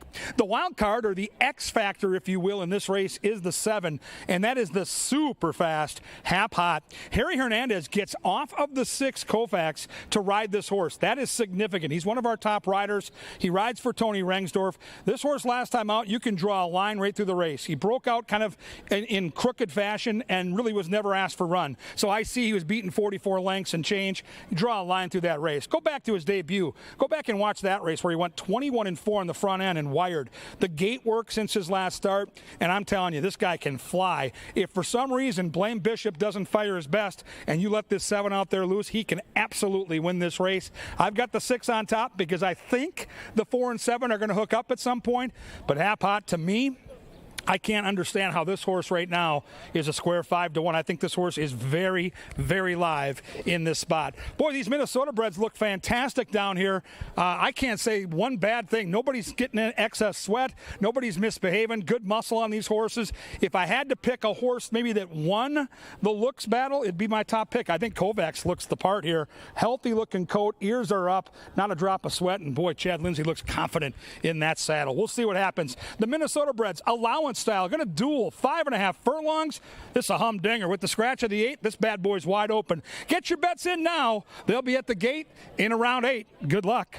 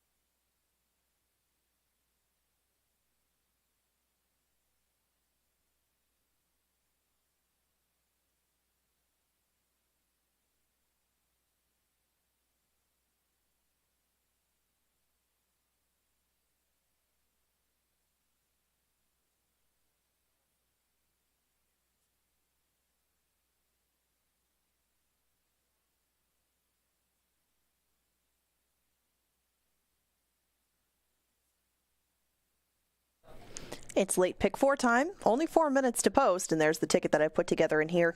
I thought this race was one of the more wide open ones of the whole bunch, and I didn't think that there'd be 7-5 favorite in Blaine Bishop, but he is on the ticket. My top choice, as well as Kevin Gorgs, is Kovacs, who I thought could benefit from a pace duel potentially that will develop between Blaine Bishop and Hap Hot, but I did include them in case one does shake loose of the other, and if things completely melt down, Mark of Valor is on the ticket as well. That makes for 1, 4, 6, and 7 in here. I just talked a little bit about Sunny is Not So Funny, and how I think he'll be closer placed in race number 5. I think Sierra Hotel will take a lot of money, but the scratches in there do make a big difference in that spot. 30 seconds out, and Papa Rizzo might do the same thing that Hap Hot and Blaine Bishop do here. I thought if they cancel each other out, Sunny is Not So Funny will get first jump. Bob's All In, the 9 on that ticket, could benefit from a complete meltdown, but just those two for me. And a single superstar B in race number 6.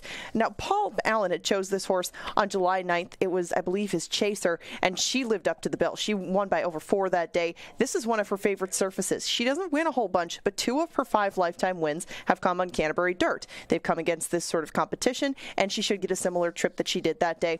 I thought, you know, if you like Superstar B, single her. So we got her as the single, and 1, 2, and 4 to close things out in race number 7. That's a 5 furlong turf sprint. Master Guns might be the one to beat, but remember the main is my top pick in there. Giant Gamble, Paul's top pick, always will pop in with a huge race at some point in the summer. We've seen some nibbles from him thus far, but not really that big boom that usually he follows through with once at least a summer. Giant Gamble, remember the main and Master Guns rounded out. That's just a $12 ticket. It's off the screen now. And now we go down to Mel in the winner's circle for some unscrambling. Thank you, Angela. I'm back down in the Mystic Lake Winner's Circle with the Greystone Construction Group. We have Kevin, Vanna, Ben, Gordy, and Brian, and they're going to play a little game of Giant Unscrabble. So they each have 1 letter in their hand, and they will get 30 seconds to create as many words as possible. If they get 5 words right, they win a fun prize. So you guys ready over there? They're plotting something. It looks like they're plotting something. You guys ready? Tom, you got the timer? And go. Okay, we got rates next. Rats. Here we go. Number 3. Rat. 3. Here we go. We have star. And then 1 more. Stare. 10 seconds left, guys. I don't know what's going on here. Okay, here we go. Time's up. Should we just give them the prize? I think they deserve it. Let's give it up for the Greystone Construction Group. Back to you in the press box.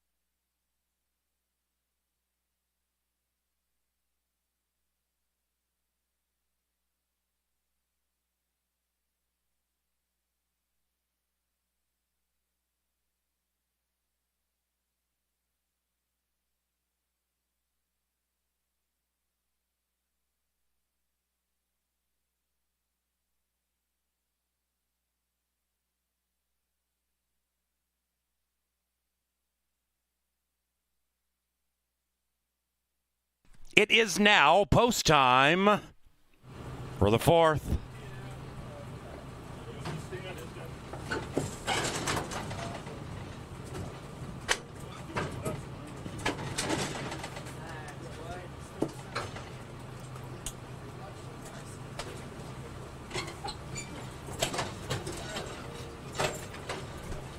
And they're moving in.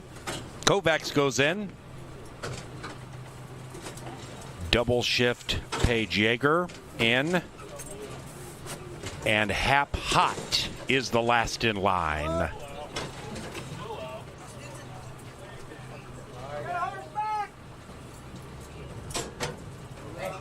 They're in the gate. And they're racing. Number 2, Casey's first BMW. Unseated Alonzo Quinones shortly after the start. And number 1, Mark of Valor, also off very awkwardly and slowly. Hold all wagers involving race number 4, specifically those with numbers 1 and 2. Now, the others kick on, and Hap Hot gets the jump on the field, and Hap Hot streaks away by 2. Blame Bishop lays second, about 2.5 lengths clear from Johnny Up. Then we come back to Kovacs, already ridden hard, 7 lengths from the front. Big boy McCoy's closing in, about 10 lengths out of it. Then it's Mark of Valor there at the top of the stretch, chasing Harry and Hap Hot. It is Hap Hot still clear. Hap Hot with those white blinkers drifts out to path 3 with a 3-length lead, being chased by the 3, Johnny Up. Then we come back to Blame Bishop inside the final furlong, and Hap Hot is gone. 7-3-4.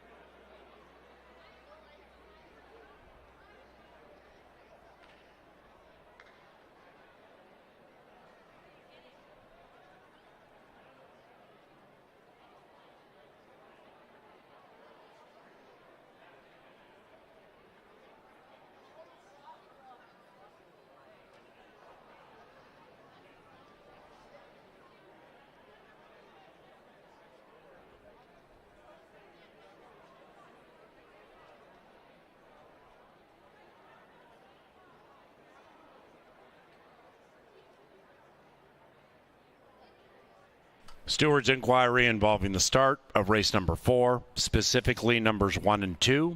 Please hold all tickets.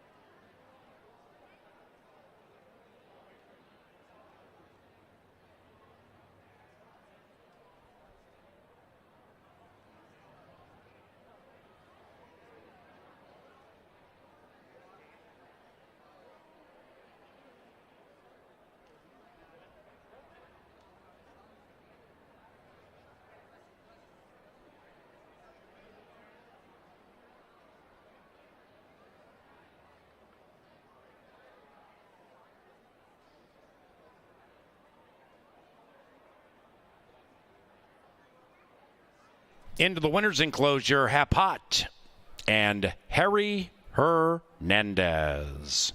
The winning owners, Suzanne Stables.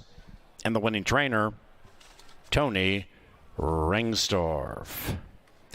Hap Hot is a 3-year-old chestnut son of Barbados out of FanFest. Bred in Minnesota by the winning owners, Suzanne Stables.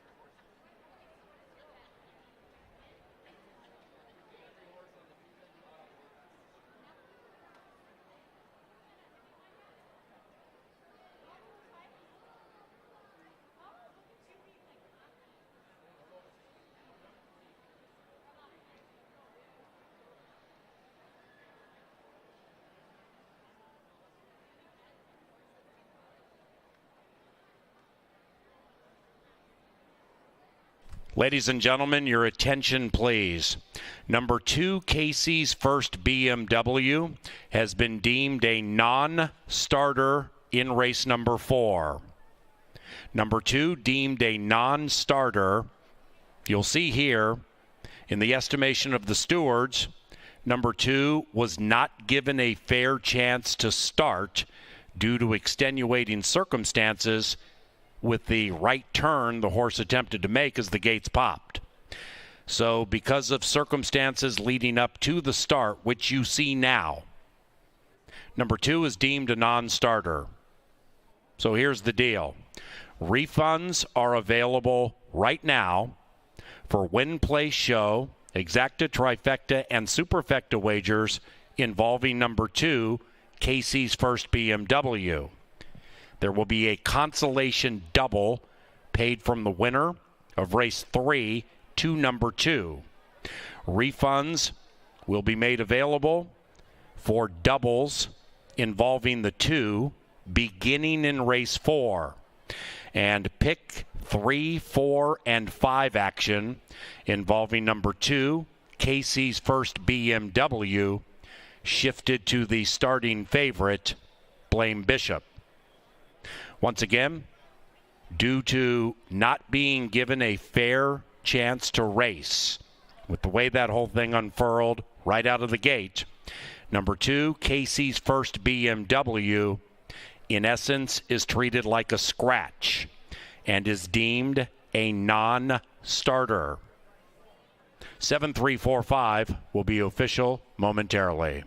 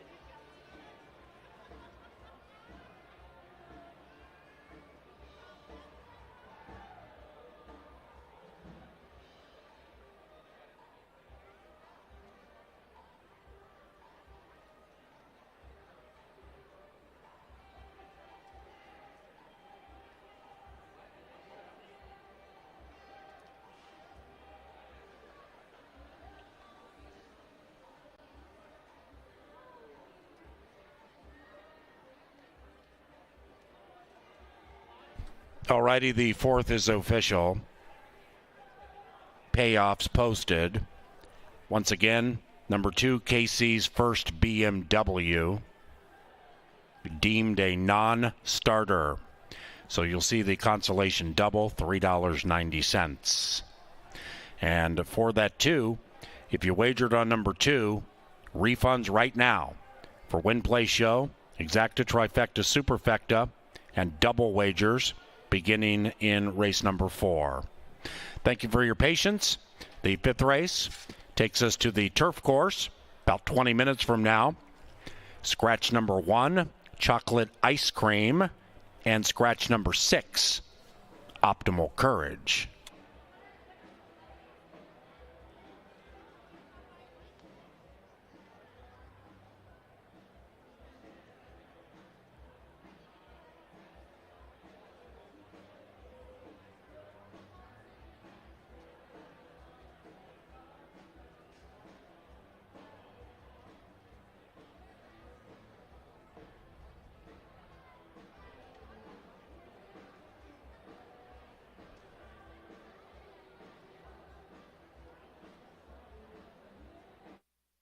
The gate, and they're racing. Number 2, Casey's first BMW, unseated Alonzo Quinones shortly after the start, and number 1, Mark of Valor, also off very awkwardly and slowly.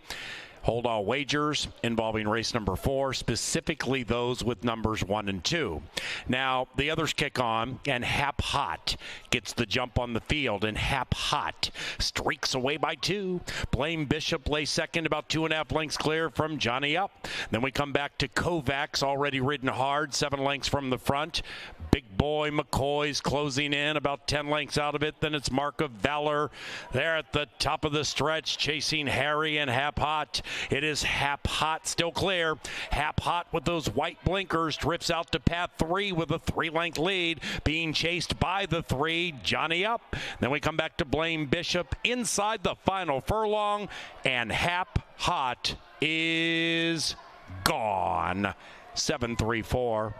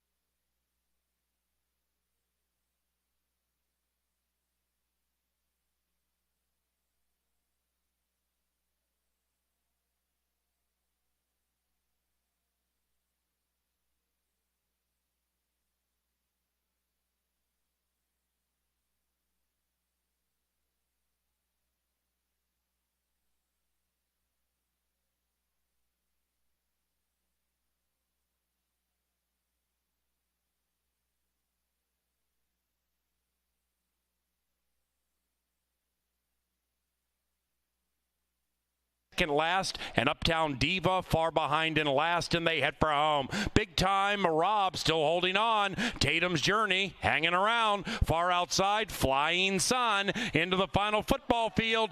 Big Time Rob and Lindsay. Here's Flying Sun surging on the outside to get the money at 3.5 to 1.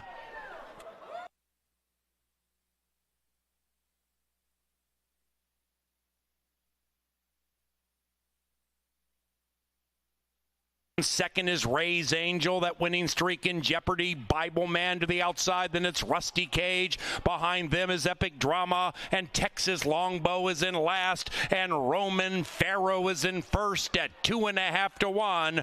Roman Pharaoh drifting out, but doing so in victorious fashion. It is a tight photo for second, third, and fourth, so hold them all.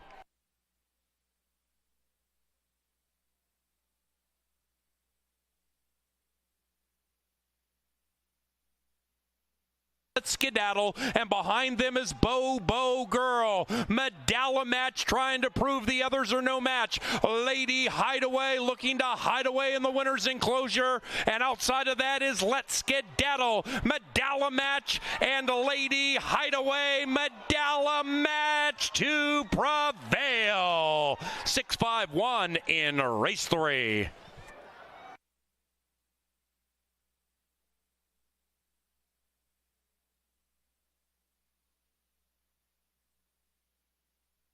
Hap Hot with those white blinkers drifts out to path 3 with a 3-length lead, being chased by the 3, Johnny Up. Then we come back to Blaine Bishop inside the final furlong, and Hap Hot is gone.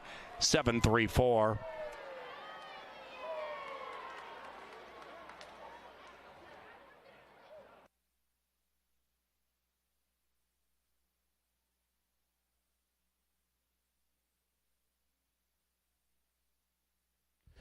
All right, well, that race was over. About 2 jumps out of the gate with Blaine Bishop, the 4, not getting out of the gate. Hap Hot to the lead. Hap Hot long gone. Harry Hernandez, once again, so good in the front end, and Tony Rengsdorf with a nice training job. Here we go, turf racing now in the 5th. Looks like quite the puzzle. Scratch the 1 and the 6, and you can tell by the early wagering, this bad boy is wide open. This is the kind of race, if you can hit the try or superfect, it legitimately could pay any kind of number. Let's see if we can find you some live long shots. We'll start with number 2, who is Lolly Express. Crystal Conning has brought some prices in. She doesn't get a ton of mounts, but this gal can ride, and she's brought in some long shots this season. Keep an eye on that.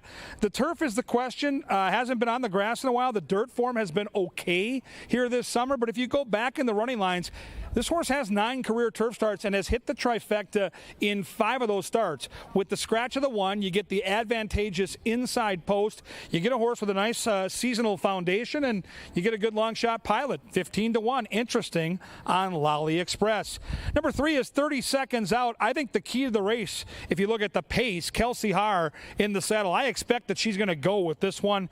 Horse is in pretty good form. Last time out, did all the dirty work before Shinny came and got all the money, and Shinny would be heavily favored in this bunch. So 7-2 on one of the speed balls, but there is other speed in this race. Number 4 is Sierra Hotel. I love the way Lindy Wade is riding right now. It looks like he's in a pretty good zone. He has one in the card. Carl Broberg's going well. The horse lost a photo last time against Similar on the turf. So I look up at the tote board right now, and I see 9-1 with Lindy, and this horse absolutely positively is going into my tries and supers. I think this horse has a real shot not only to hit the ticket, but could win the race. So this horse could be a nice exotics key.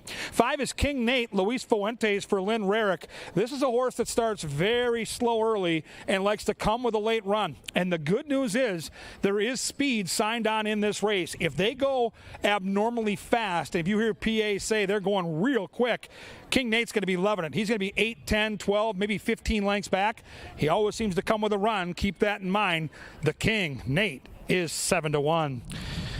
Number 7 is Thornhill Cat. Harry Hernandez looks to go back-to-back. Asperino's got a couple in here. This horse off the layoff can rest it up here. Looks good. Looks very fit down here in the paddock. Should get a nice tracking trick. I mentioned there's a couple of speed balls in the 3 and the 10. The 7 figures to get an excellent trip from right behind those horses. Angela Herman is all about the 8. Sunny is not so funny for Cody Rosine. In good form, has natural speed, and doesn't need the lead. I get the angle here. Like the 7, the 8 should be right behind the 2 speed balls and get first run when they turn down the Canterbury stretch. I think the pace will be honest enough, and I was looking for a horse that could win from off the pace. I landed on the 9, Bob's All In lukewarm fashion, but there are some positives here. Number 1, this horse has 10 career wins from 75 starts, and this horse has a closing kick. Last time out, albeit on the dirt, came and got all the money. Pace should be honest. Horse should be rolling late. 5-1. I'll try. Sunny is not so funny.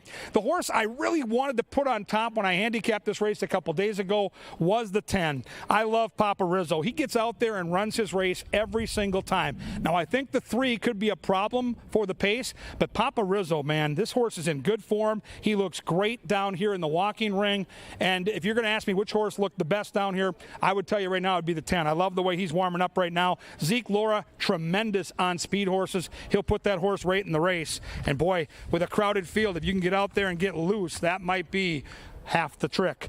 Wide open turf race. I think this could be a real nice try and super. Try to hit this one, but you're going to probably have to spend a little money to make a little money, because look at that tote board. Nobody has a strong opinion. The lowest price on the board is near 3-1. Gotta love turf racing here at Canterbury Park. They'll be at the gate inside 8 minutes. Get your bets in now. The last thing you want to do is get shut out and not have action. That's bad.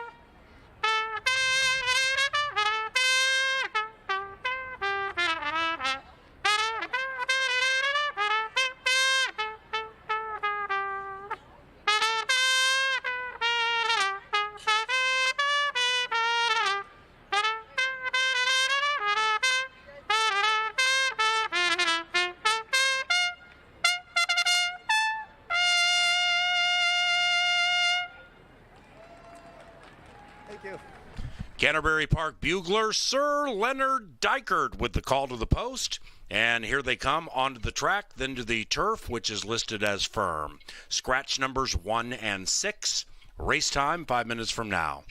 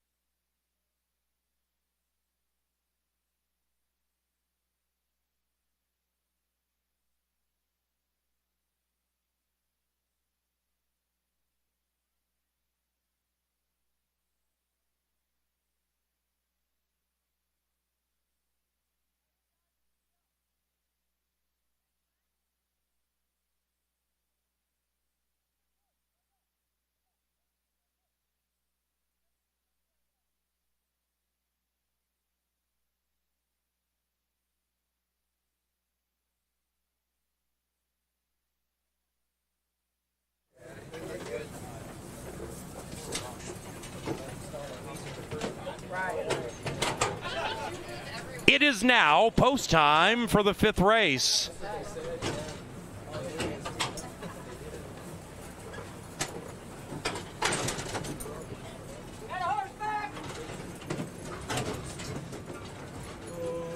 They're in the gate.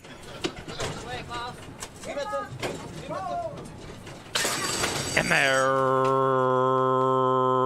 racing in the Pomerleau Protege Classic. And Papa Rizzo looks to win 2 in a row. And at 4.5 to 1, Papa Rizzo pops out of the gate and with a killer crossover gets down on the inside and attempts to run away, leading it by 1. But now company is coming in the shape of 30 seconds out. That's the 3. Outside of that one, Sierra Hotel looking to win 2 in a row. And circumnavigating around the turn is Sunny Is Not So Funny. And Sunny's on the move at 5 to 1 up the barn side they travel. Thornhill Cat is right behind said quartet at about 4 lengths clear from Bob's All In. Bob would have to win 2 in a row from 8 out of it to the outside of Lolly Express. And then it's King Nate currently ruling over last. Into the far turn, Papa Rizzo, wire to wire on Papa's mind. Papa Rizzo leads it a half. Sunny Is Not So Funny in second, clinging to that one about a length and a half clear from Sierra Hotel, swinging into action. And right behind them on the inside is Thornhill Cat, purring along 4 out of it. Widest of all is Bob's All In to the outside of Sierra Hotel, and they're still chasing this big daddy Papa Rizzo. Here comes Bob's All In with a rush to the outside, but it's too late. Papa Rizzo is very game, and Papa Rizzo is gone.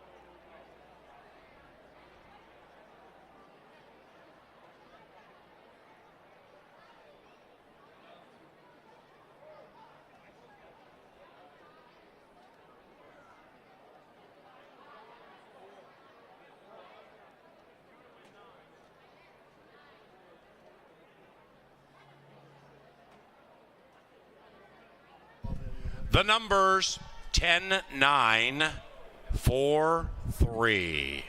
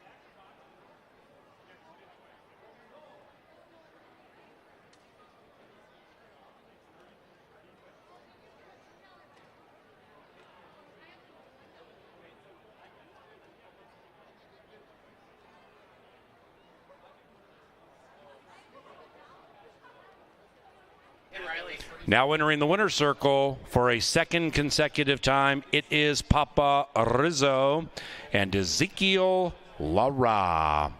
A couple of victories tonight for Zeke, the winning owner, Jimmy Roberts, and the winning trainer, Joe Blair Roberts. Papa Rizzo. Race number 6 is 21 minutes from now.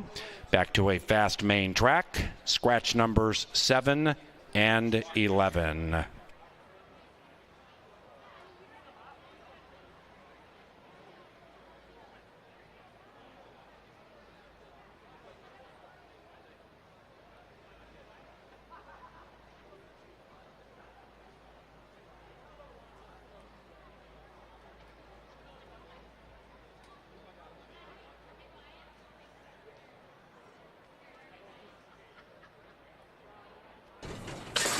And they're racing in the Pomerleau Protege Classic. And Papa Rizzo looks to win 2 in a row. And at 4.5 to 1, Papa Rizzo pops out of the gate and with a killer crossover gets down on the inside and attempts to run away, leading it by 1. But now company is coming in the shape of 30 seconds out. That's the 3. Outside of that one, Sierra Hotel looking to win 2 in a row. And circumnavigating around the turn is Sunny Is Not So Funny. And Sunny's on the move at 5 to 1 up the barn side they travel.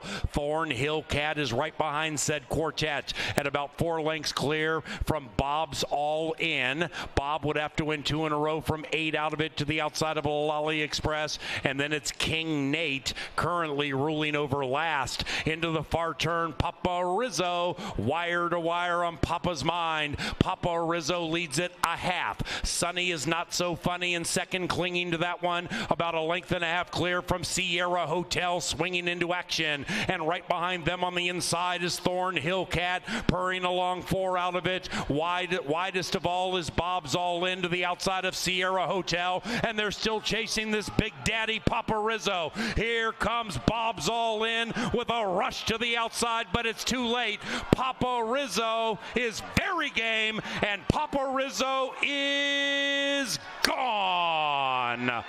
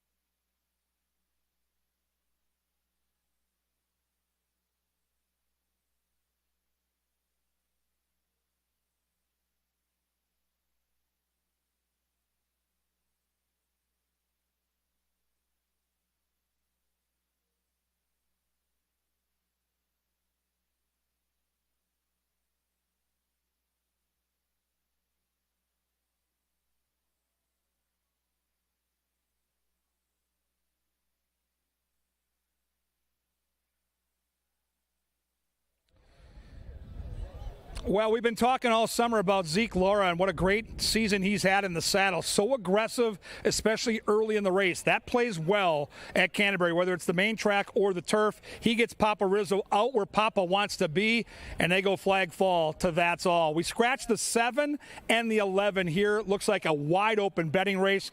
These are fillies and mares, the claimers on the main track, and it's a separator race. We're alive in that Pick 5 ticket we talked about an hour and a half ago. We'll see if we can keep it going. We've got the 1, 2, 4, and 8 here in a tough race. I'm not even sure we have enough coverage. Let's start with the 1, though, Beyond Brown. Kelsey Haar gets the call. She's got early speed, and she's got the rail. That's always a good combination. And the tricky part is this horse is 2 for 23, so she's not a win machine, but if she gets loose out front on this main track, that's always a good thing. We'll see if Kelsey can steal away. She's going to be a price, and I've got the horse on my Pick 5 ticket. I would love to see her do it. Right now, that price is 10-1. Number 2 is Wildwood Maggie. Lindy Wade in a zone right now, riding for Joel Campbell. The horse shipped in from Chicago last time and got beat by Superstar B, who's in this race, but ran a really nice race, trying to close into lukewarm fashions. Once again, this horse will be off the pace. With the 1 having speed, this horse probably inherits the rail, saves all that ground, and I think is a major player when they turn for home. I'll use this horse in my tries and supers, and the horse is on my Pick 5 ticket. Number 3 is Cecilia. This is Rye Eckleberry getting the call for Tony Rengsdorf. The jock's been red hot, the barn keeps winning, and the horse has stalking speed. Not in the best form right now. That's why you're seeing 6-1. She'll need to improve, but anytime you get Eckleberry and Rengsdorf at a price, you really can't argue. Number 4 is the aforementioned Superstar Bia. This is Constantino Roman for Mac Robertson. 4 starts on the Canterbury main track, 2 wins and a second. In good form back on August the 3rd, so a little over a week ago, this horse ran 4th against Mizana. Gets the class drop, goes turf to dirt. Let's take a look at the 4 out here. Oh yeah, typical Mac Robertson horse. Good looking coat, some nice dappling on the hindquarters. The ears are up. She's the one to beat, no question in my mind. And she's 5-2. Number 5, Bonita Rapids. Alonzo Quinones for Chip Woolley. Pesky part for me is this horse hasn't won in 2 years. Over the last 17. On the stretch out with stalking speed. We'll see if the Q can work some magic at 17-1. 6 is Merlin's Sister. Zeke Laura looks to go back-to-back. He's got a horse that last time out against $10,000 claimers was able to get the win from far back. Came charging down the stretch. Fits with these. Good-looking gray. I would consider this horse a player if you're going to get involved in the tries and supers, and I love the way Zeke Laura is riding right now. My top pick in the race is the 8. I'm going to try the speedy Tis Wonderfully.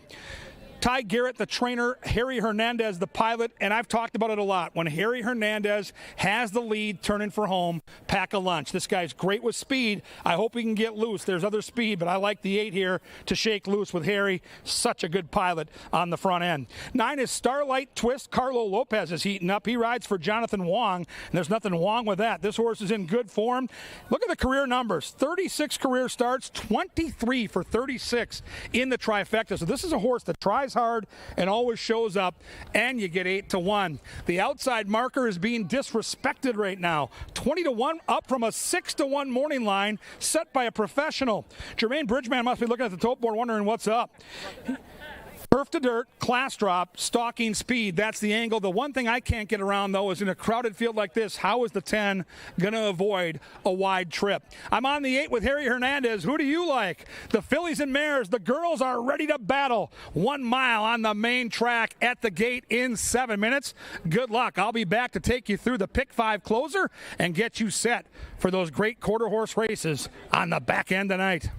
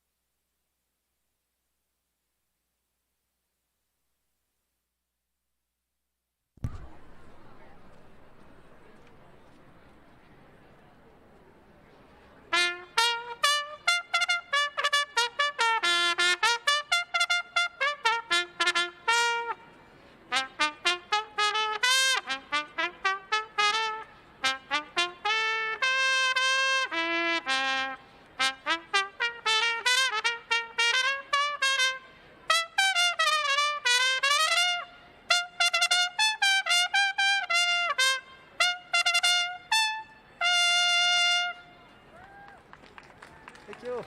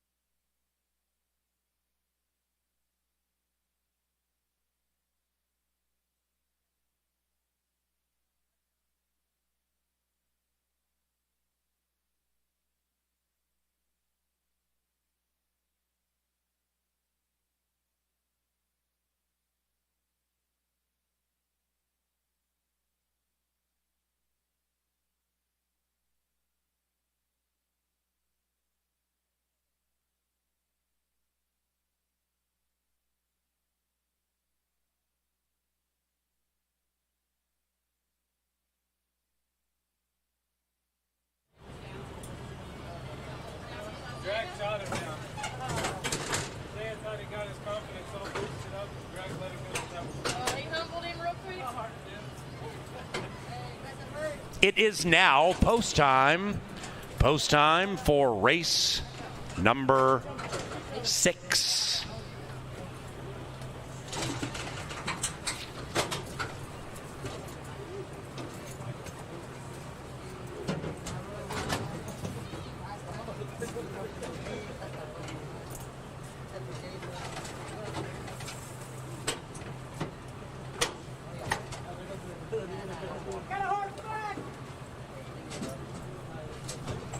There in the gate.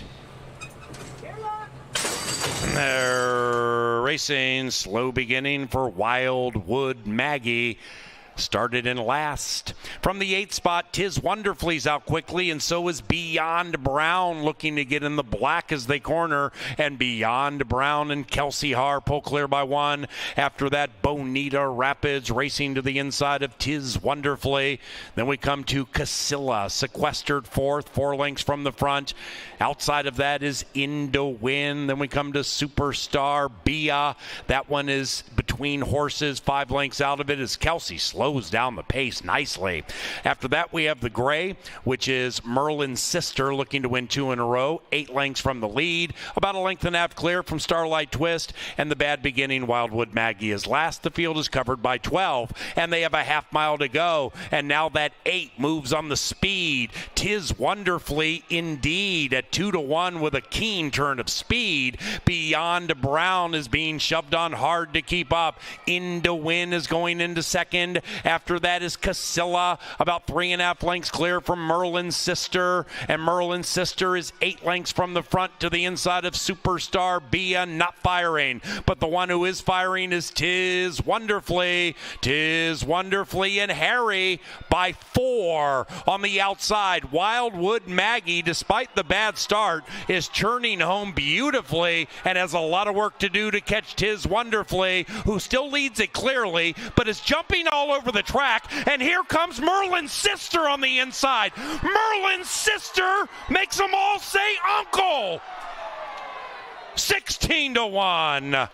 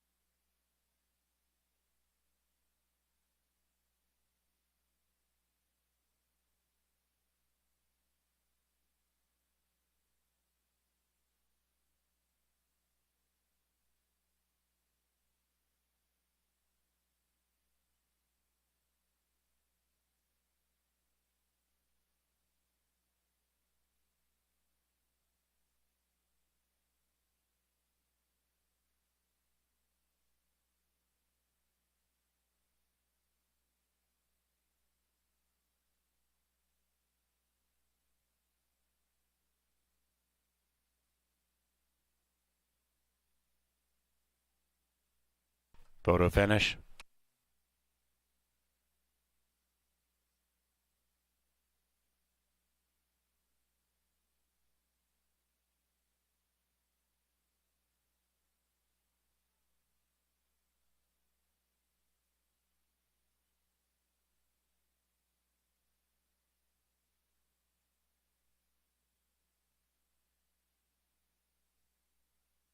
Result of the photo shows 6, Merlin's Sister in an upset.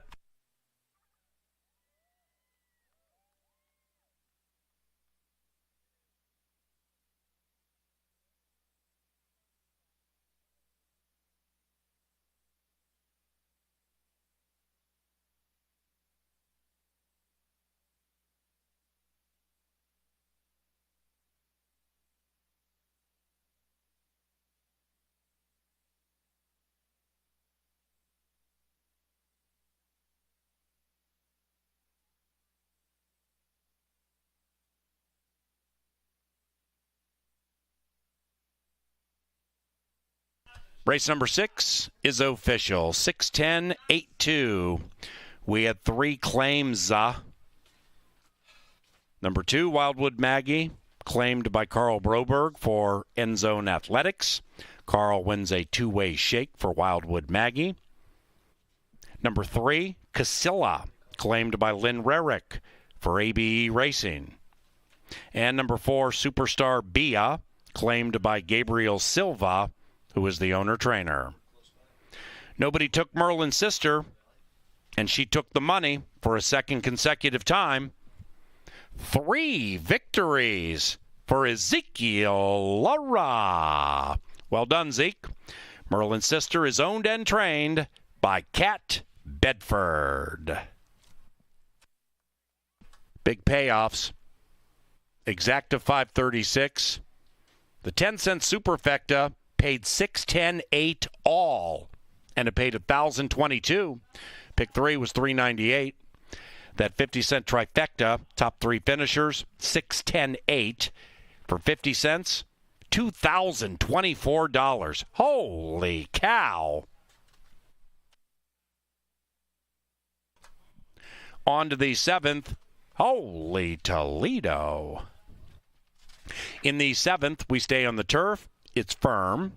And number 3, Days of Glory, is ridden by Lindy Wade. Post time about 20 minutes from now. We thank Pepsi for sponsorship. That's our official soft drink provider. Likewise for the Minnesota Lottery. Thank you for your patronage. Robbie Rosenhaus to the petting zoo, please. Robbie Rosenhaus to the petting zoo to claim your llama.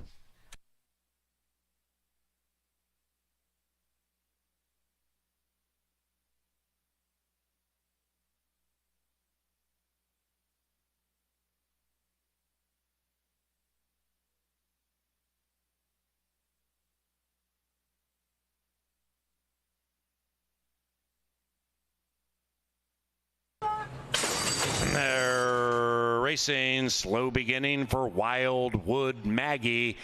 Started in last.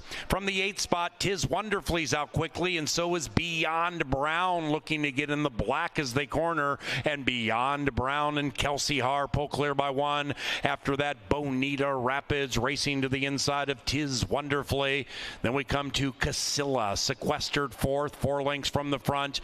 Outside of that is Indowin. Then we come to Superstar Bia.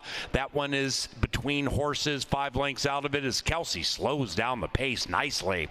After that, we have the gray, which is Merlin's sister, looking to win 2 in a row, 8 lengths from the lead, about a length and a half clear from Starlight Twist, and the bad beginning, Wildwood Maggie, is last. The field is covered by 12, and they have a half mile to go, and now that 8 moves on the speed. Tiz Wonderfully indeed at 2-1 with a keen turn of speed. Beyond Brown is being shoved on hard to keep up. Indowin is going into second. After that is Casilla, about 3.5 lengths clear from Merlin's sister, and Merlin's sister is 8 lengths from the front to the inside of Superstar Bia, not firing, but the one who is firing is Tiz Wonderfully. Tiz Wonderfully and Harry by 4 on the outside. Wildwood Maggie, despite the bad start, is churning home beautifully and has a lot of work to do to catch Tiz Wonderfully, who still leads it clearly, but is jumping all over the track. And here comes Merlin's sister on the inside. Merlin's sister makes them all say uncle. 16-1.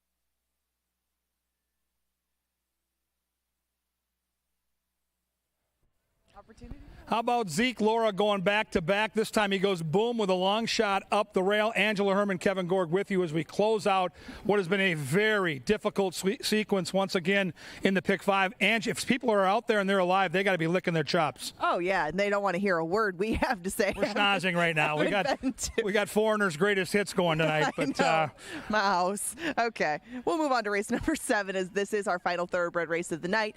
5 furlongs on the turf. I know that you like the far outside runner who took all of the early money. Hurts So Good. Why?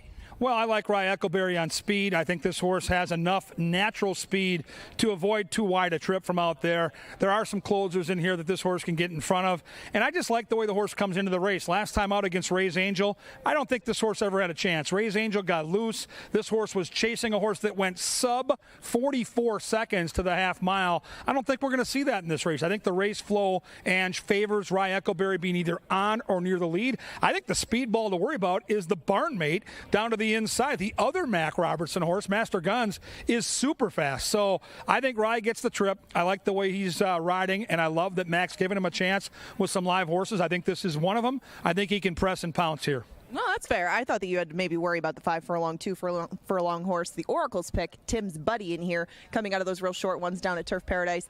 Obviously very quick. Master Guns went to the lead last time, and I thought that was a good move. Good heads-up move. If you think you're on the best horse, make them come and beat you. Yep. And they didn't. And Master Guns probably will get a similar setup today. Not sure he'll be outright on the lead with Tim's Buddy in here. But your trainer and my trainer just walked over together. I went a complete opposite direction. I went with Remember the Main in here.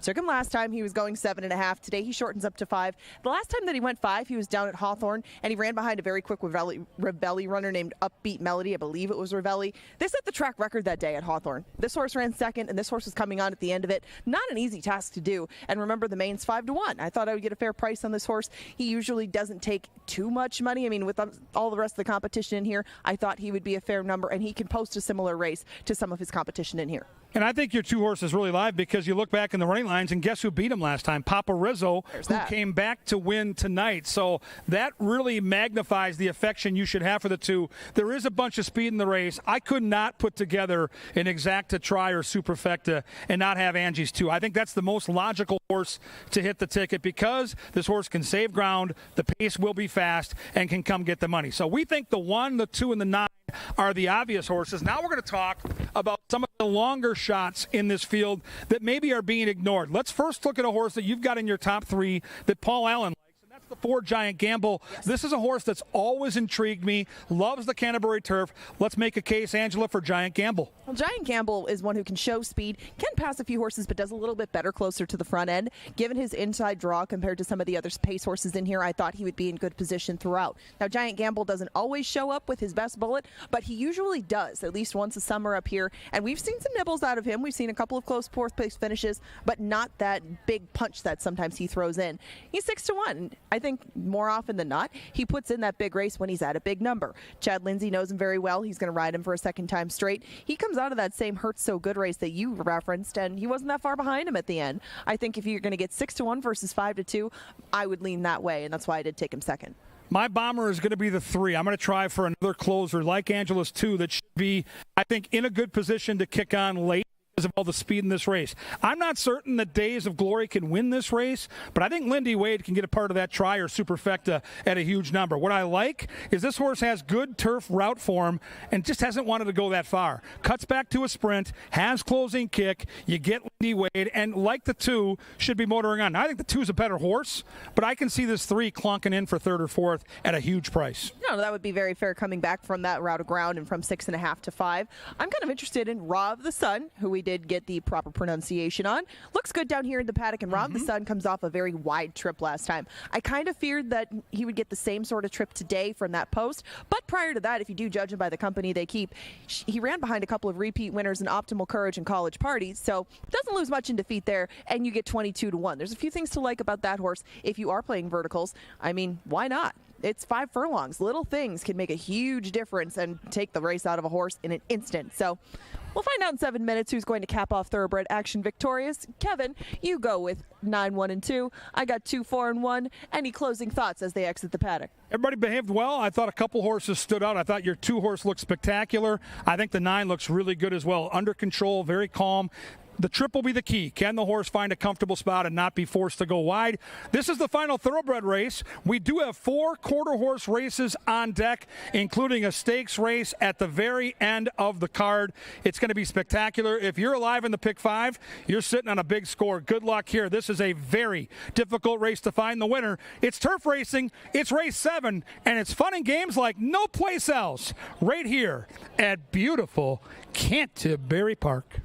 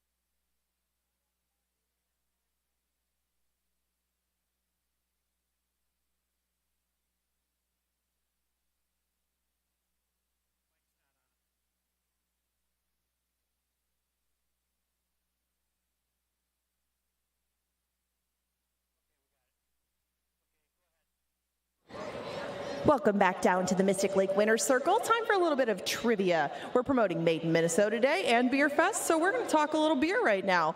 Who do I have trying to answer this trivia question for some tickets? Peter Hennon, Where are you from, Peter? Prior Lake. Excellent. Well, you should know plenty about Minnesota-made beer then. So we're going to have a trivia question back there. And if you do get it right, you get some tickets to our Made in Minnesota Day plus Beer Fest. Okay. Well, let's turn around and look at the question over here. I'll read it off. Answer it right. I know you can do this. All right. Which one of these breweries is based right here, in Minnesota? Badger Hill, New Belgium, Big Beers Brewing, or Funky Town Brewing? Number A, Badger Hill. All right, number A, Badger Hill Brewing. Is that it? Right in Minnesota. Correct. Yes, you've won tickets to Beer Fest. Congratulations.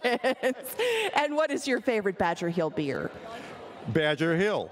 Okay, that'll work. Congratulations. We'll see you in a couple days. Okay, well, thank you. That's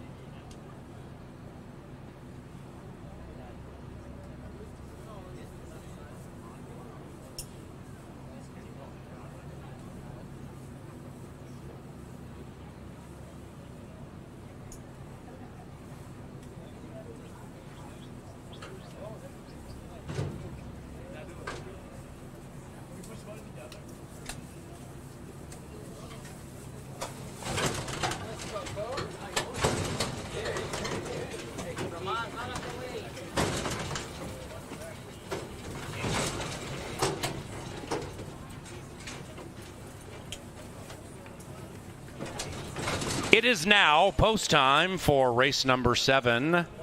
Liam's Pride, the 6, rearing, settling, and moving in.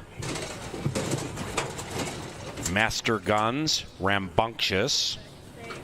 The disobedience level of these animals moving in for race 7 has been quite high, but now they're settling. And Ray of the Sun, second last.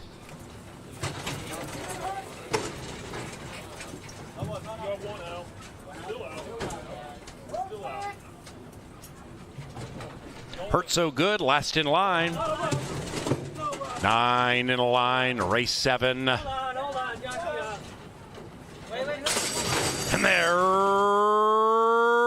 racing. Swift beginnings for all save Master Guns. From the center, Giant Gamble, the 10-year-olds in search of the lead, but Hurt So Good trying to put a hurtin' on the other 4, make that the other 8, and Hurt So Good gets down to the inside coyly and does so speedily, leading by 1. Tim's Buddy tries to win 2 in a row, very sharp in second. After that, Ray of the Sun beginning to advance to the outside of Liam's Pride. Then we come back to Days of Glory Futurity, 8 lengths out of it, joined by Where's Jordan. That one is 2.5, 3 clear from Remember the Main. Then it's Giant Gamble and Master Guns, and they're chasing Hurts So Good, who leads by 5. Make it 6, make it 7. Hurts So Good from an on-charging Remember the Main, but Hurts So Good at even money dusted them.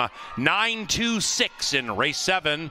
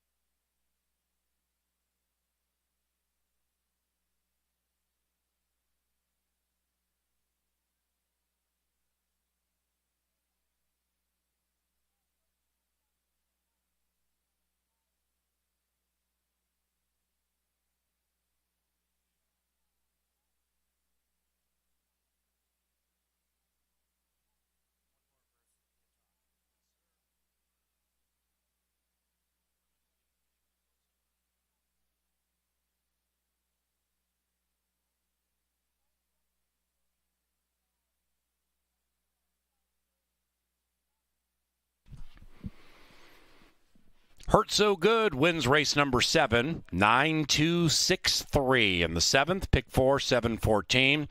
The pick 5 paid $3,900 for 50 cents. Even money shot at the end. Holy Toledo. Superfecta 54, 6-9 double, 70-60. 55.79 the final time. That's fast. The 9-2 exacta, $11.40. And race number 8 is about 21 minutes from now. In the 8th, number 5, Irish Lady, is ridden by Ramiro Garcia. Irish Laddie, ridden by Ramiro Garcia.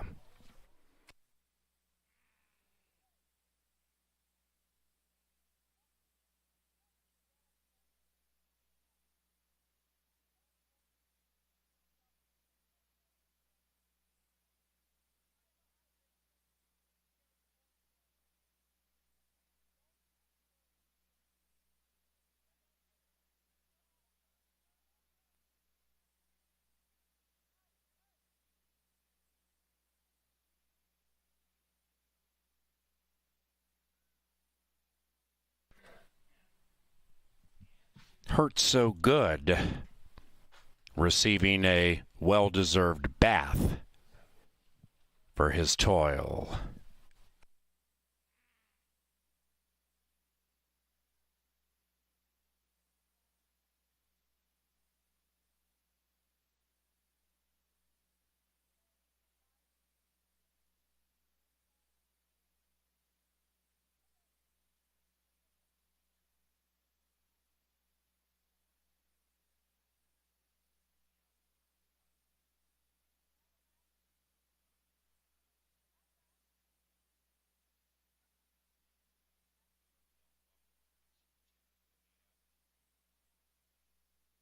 Into the winner's enclosure, Hurt So Good and Rye Eccleberry.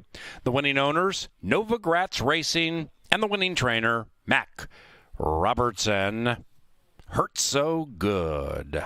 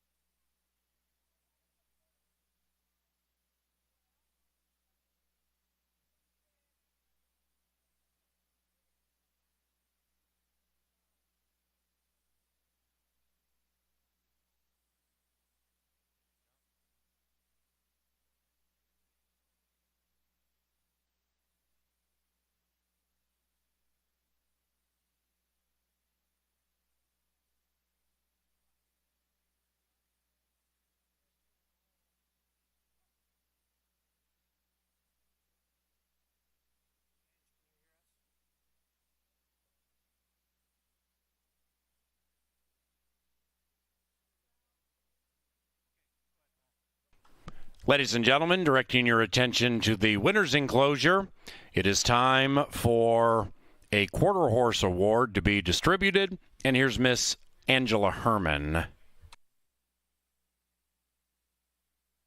Thank you, Paul. Okay, we're down here in the winner's circle to present Mallory Norton with the July winner of the MQHRA Trainer of the Month Award. Joining Mallory and Ken is Mark Pollock, General Manager of Muddy Cow, proud sponsor of the Quarter Horse Trainer of the Month. Mallory won with 5 of 17 starters at Canterbury in July, including a lot of Ooh La La, who won twice in July, including the Canterbury Park Northlands Futurity, Mystic Lake Northlands Futurity.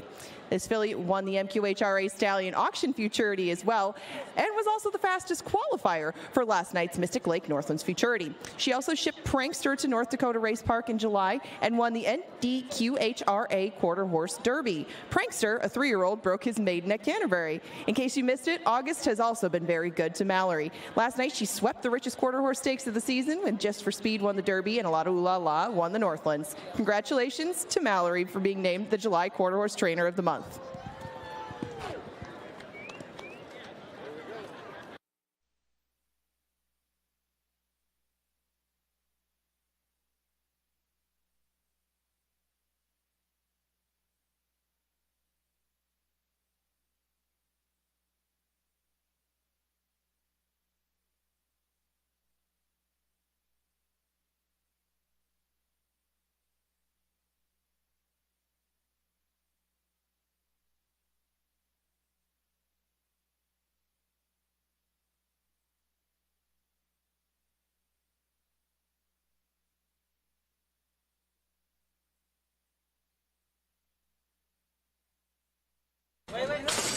And they're racing. Swift beginnings for all save Master Guns. From the center, Giant Gamble, the 10-year-old's in search of the lead, but Hurt So Good trying to put a hurtin' on the other 4, make that the other 8, and Hurt So Good gets down to the inside coyly and does so speedily, leading by 1. Tim's Buddy tries to win 2 in a row, very sharp in second. After that, Ray of the Sun beginning to advance to the outside of Liam's Pride. Then we come back to Days of Glory, 8 lengths out of it, joined by Where's Jordan. That one is 2.5, 3 clear from Remember the Main. Then it's Giant Gamble and Master Guns, and they're chasing Hurt So Good, who leads by 5. Make it 6, make it 7. Hurt So Good from an on-charging Remember the Main, but Hurt So Good at even money dusted them. 9-2-6 in race 7.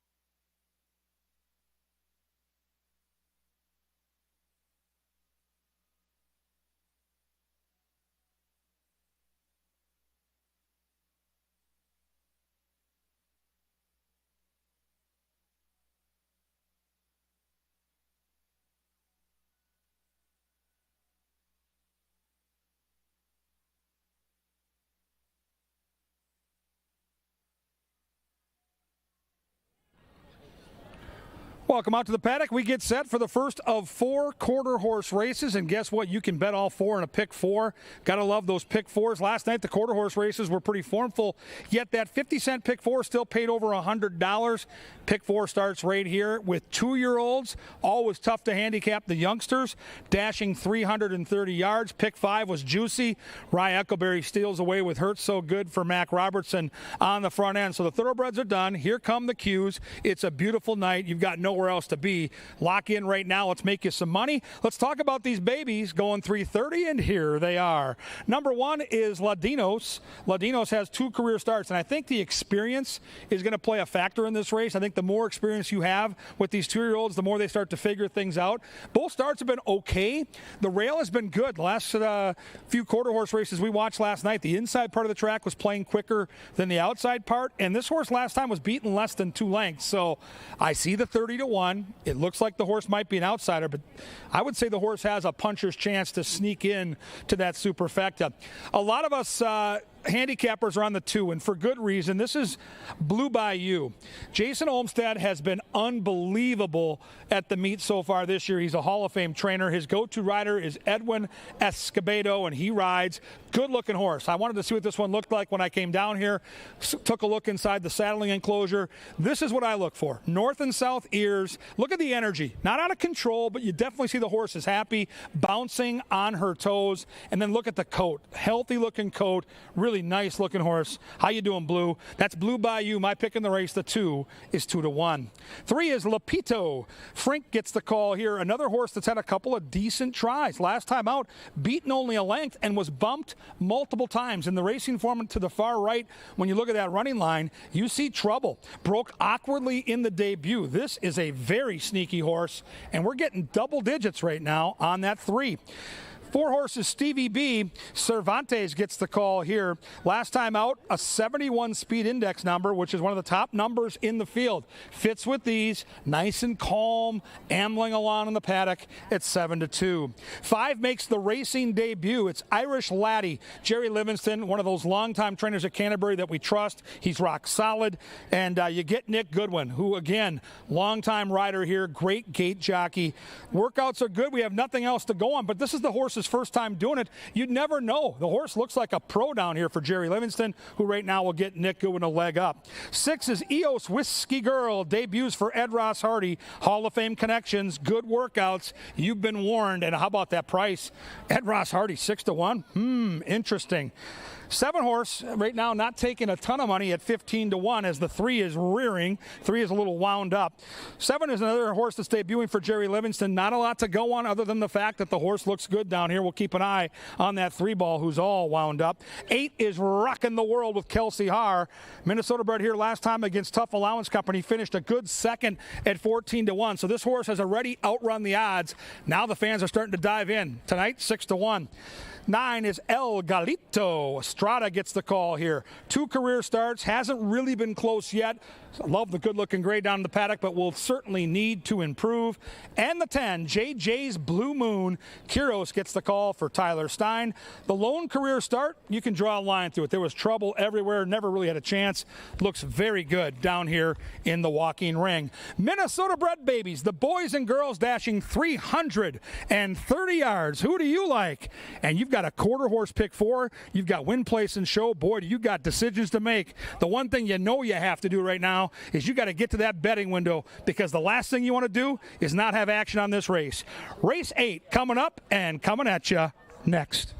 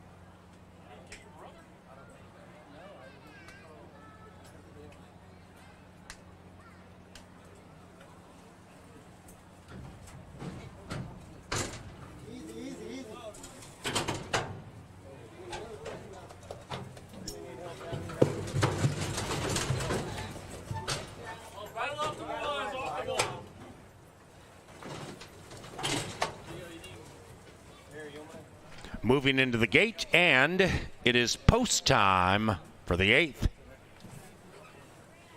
Quarter horse pick 4 begins here for 50 cents. Rider off number 1, Ladinos, joining now. 2-year-old Q's. 2 from Ladinos, Lupito. The favorite between them, Blue Bayou, Stevie B, next in. Then El Galito. That one is white. Still fixing the blinkers. Blinker adjustment right now with number 1, Ladinos.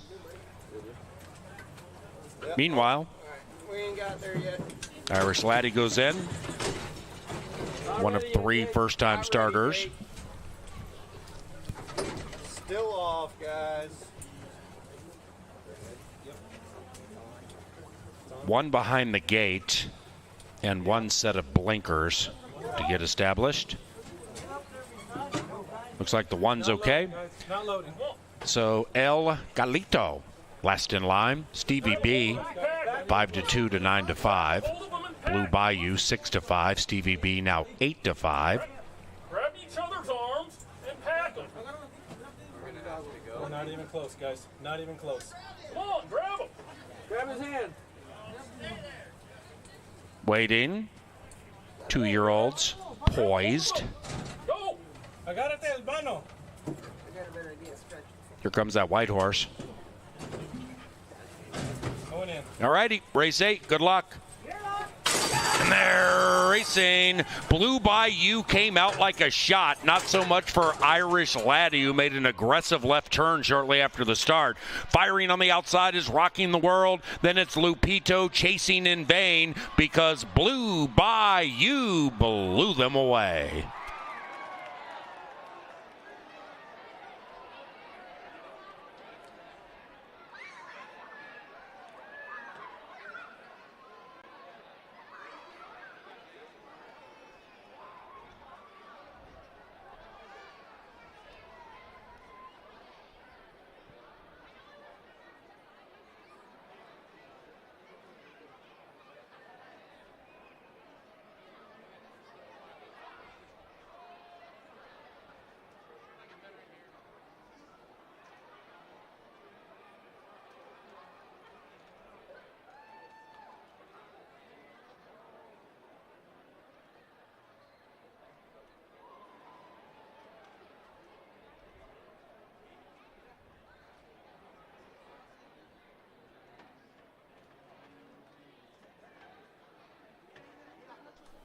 Number 2, Blue Bayou, ran first in 17.20.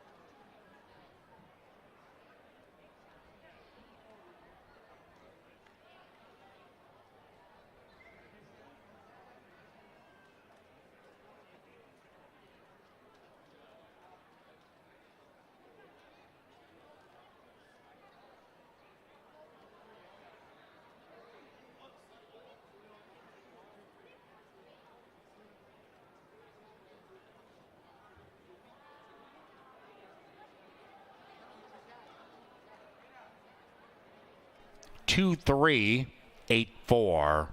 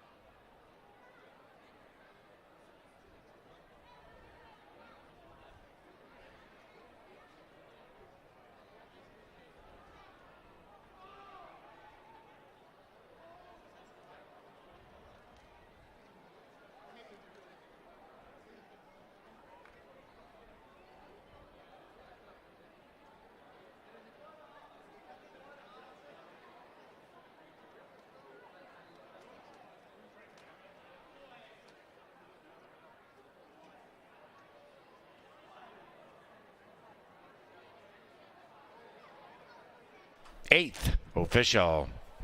$24 for the exacta heavy favorite wins. Trifecta paid $117. Superfecta $47.89. Double $560. Pick 3 from race 6, $76.30. In tonight's 9th race, number 2, BV I Am a Rock, is ridden by Ramiro Garcia.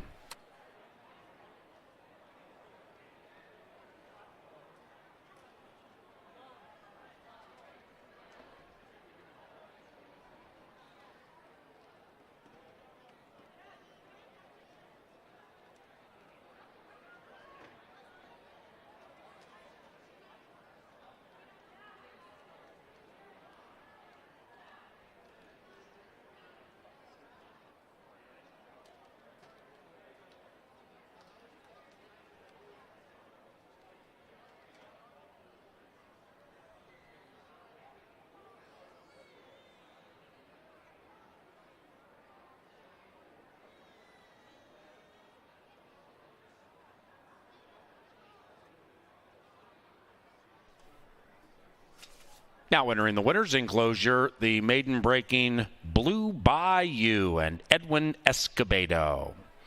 The winning owner, Lunderborg LLC. Bruce Lunderborg bred this filly in Minnesota. And she's a 2-year-old daughter of Jess, Louisiana Blue, out of BB's PYC Lucky Charm. The winning trainer, Jason Olmstead.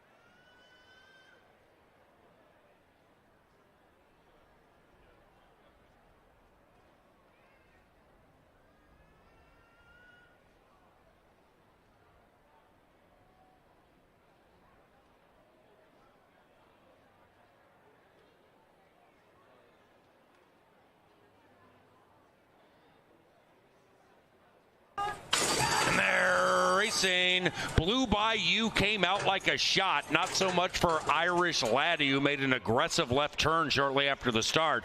Firing on the outside is Rocking the World. Then it's Lupito chasing in vain because Blue Bayou blew them away.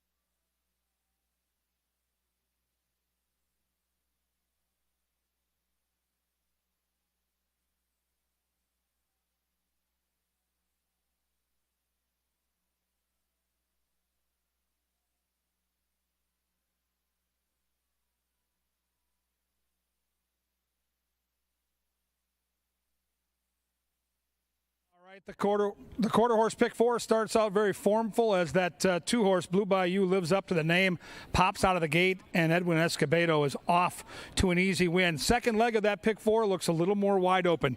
Take a look at that betting board right now. I mean, it is all over the place with the early money, and it figures to be that way. This is a maiden race. When you hear the word maiden, you know none of these horses have ever won a race, so they're still trying to figure things out. You can see some crazy results in a maiden quarter horse dash, and that's exactly what we've got for you right here in the 9th. They're going to go another 330 yards. If you're with us on track, get down on the grandstand apron there right by the winner's circle and finish line. They come thundering out of that gate in a straight line. It is awesome to watch and to feel. Like those thundering hooves, these quarter horses going upwards close to 40 miles per hour. It's pretty spectacular to take in as a rail bird here at the track. What a gorgeous night for it. We're back on Saturday, twilight racing at 5 o'clock. 4 stakes races, including the Minnesota Derby and the Minnesota Oaks for $100,000. And then how about the wonder of it all on Sunday? It's Pepsi Family Day. The Wiener Dogs are coming Sunday. We got Wiener Dog racing. So big weekend, and you can find out all that information at CanterburyPark.com for some great deals and all the goings on at the park. We race all the way through September the 17th. Here come the maidens. Let's take a look at this field. We'll start with the 1. Welcome to the dark side. Estrada gets the call. In from Fargo, just barely missed last time out. Lost a photo on the wire.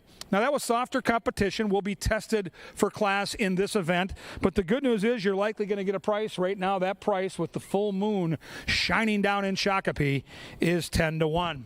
My pick in the race will be the 2, and I was watching the early money come in. A little surprised that this horse was up around 4-1. Still there at 7-2. Put Garcia in the saddle for BV.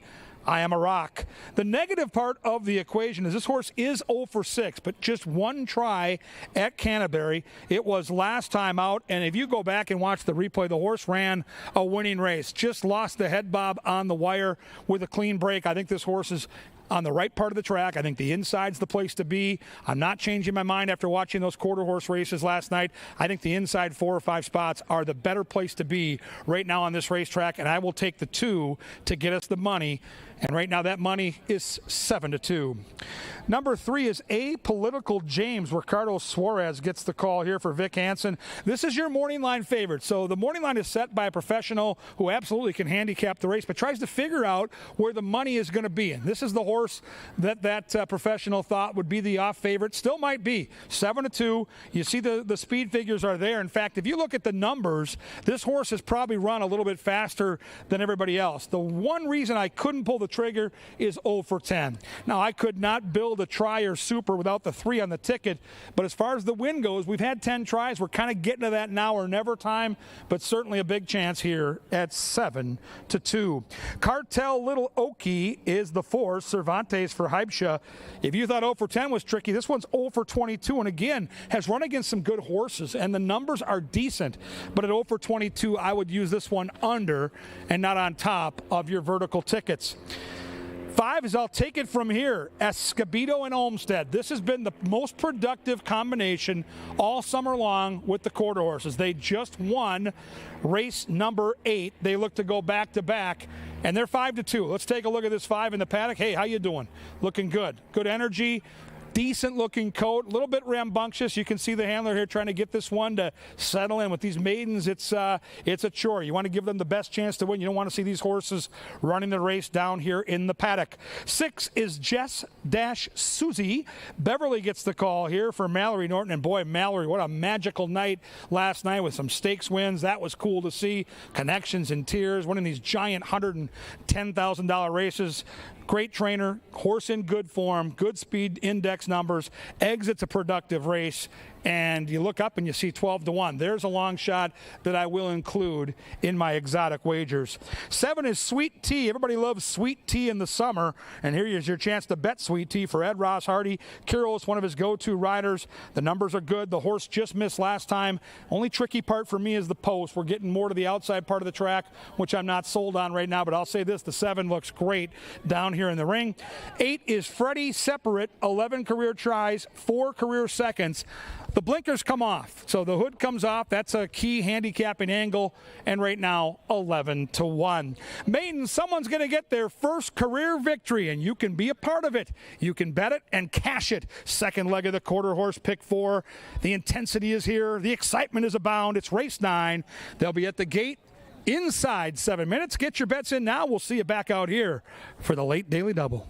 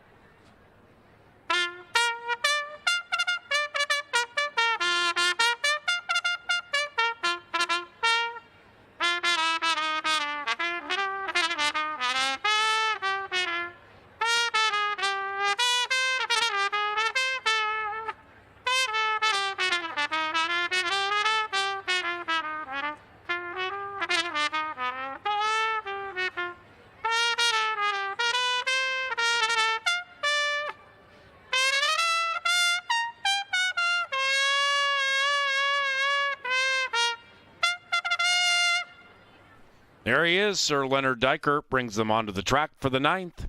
Number 2, BV I Am a Rock, is ridden by Ramiro Garcia. 5 minutes.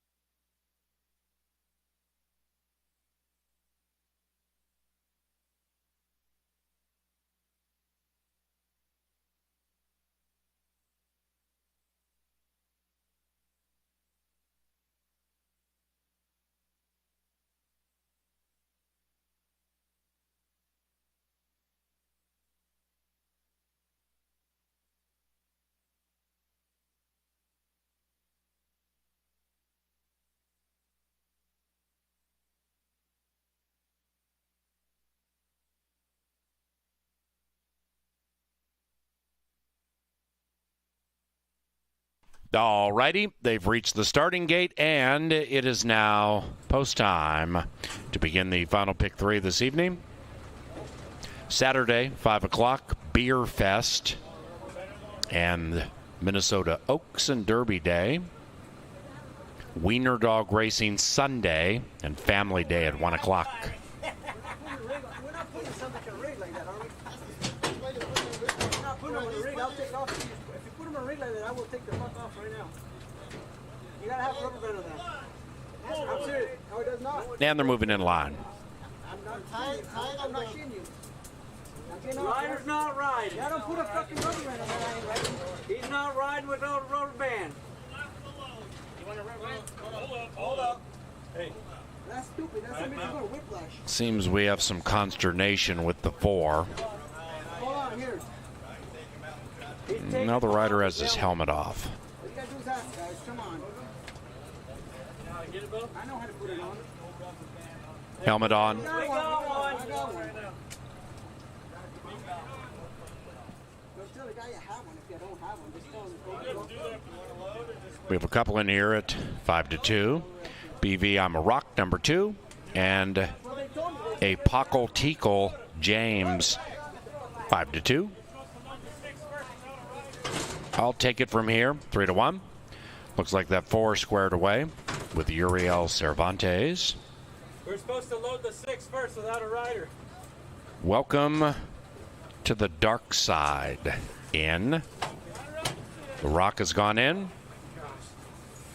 Sweet Tea, 4.5-1. Now Jess-Susie into the gate, sans rider, who undoubtedly will join. Ron Beverly Jr., multifaceted, joined the starting gate crew to urge that 6 into the gate. Ready separate, last in line. All righty, here we go. And there they go. Pockle Tickle James came out okay, but not as well as BV I'm a Rock. In between them, I'll take it from here. And on the far outside, Freddie Separate is surging very late. This is a humdinger. Looked like the 5 got it at 3.5-1, but hold them all.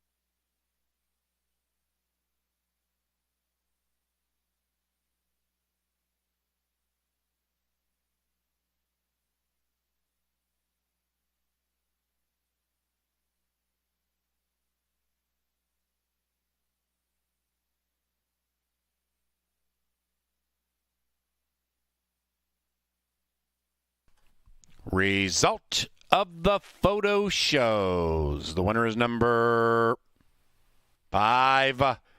I'll take it from here indeed. Second, Apocalyptical James.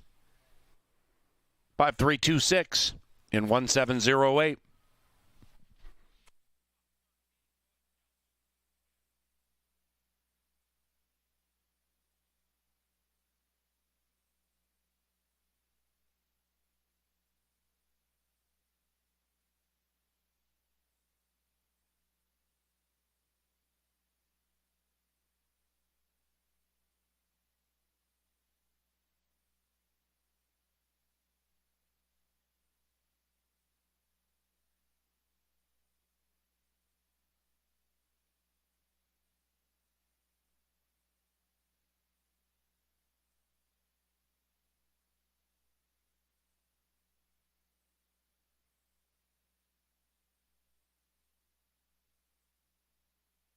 The 9th official.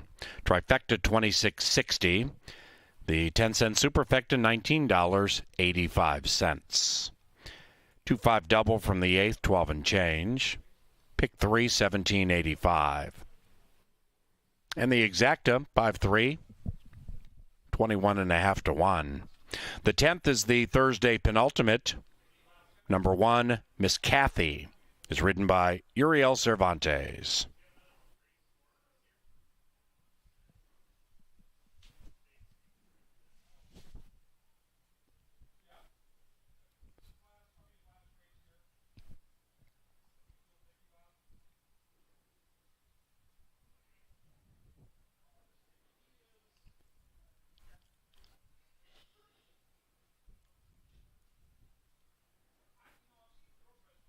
Into the winner's circle, I'll take it from here.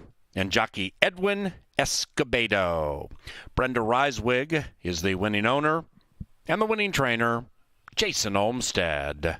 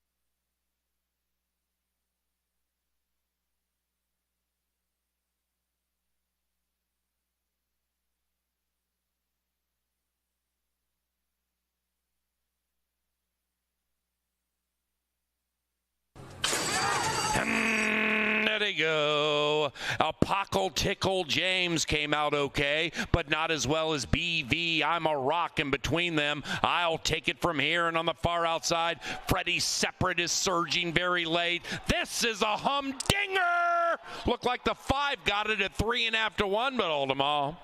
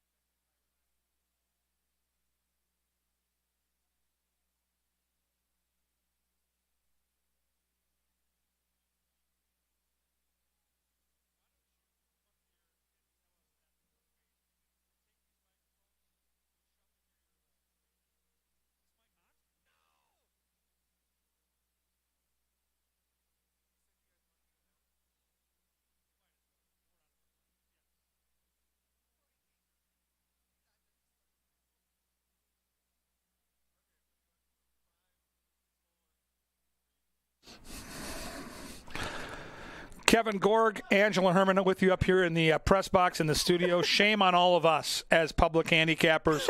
We all had that, too, a couple races ago with Escobedo riding for Jason Olmstead, and we all got fooled. They came back, they didn't get bet, and paid nearly $10. Shame on us. Oh, well, I mean, it was a close enough finish. You and I had the horse that finished third. Paul liked the horse that finished second. Yep. It's okay. It's okay. They can get past us every so often. So then I take it you're on Modest Maven in race 10. Well, let me take a peek here. No, I'm on Voodoo Vinny. Nope. I'm on Voodoo Vinny. They're going to fool me again. What do you Remember the George Bush line, fool me once and we can't get fooled again. Well, I'm going to get fooled again. The one opinion I have right now with the quarter horses, and this to me was the most wide open of the four Q dashes tonight, is I still think, like last night, the inside 4 or 5 lanes are very advantageous. The outside 3 or 4 lanes, disadvantageous. And I'm not changing my mind. So with that in mind, the 4 horses I liked were 2, 4, 5, and 7. I'm gonna end up boxing 2, 4, and 5. That's as far out as I want to go, even though I think the 7 has a great chance at victory. I'm on the 4. I'm on Voodoo Vinny. Tell me why. I thought the horse would be a price for 1. Mallory Norton is hot right now off those stakes wins last night. Beverly's rock solid in the saddle. And I thought the horse could pop the gate. The horse has been good out of the gate, and I think this horse can get the lead. And at 300 yards from the right part of the track at 5-1, I think Voodoo Vinny can put a spell on the 10th race field. Nah, that's fair. That's fair. And I know that horse and Dugan Chapel Baby faced off last time. He kind of chased her down the stretch the whole way, couldn't get past her. Miss Kathy on the inside, who is ridden by Cervantes. That is a change. Cervantes picks up the 1. I just saw too many horses that have taken turns beating each other, so I went to the new face, and that's Saint's New Weapon on the outside. Not a popular name in Minnesota, but perhaps a popular horse.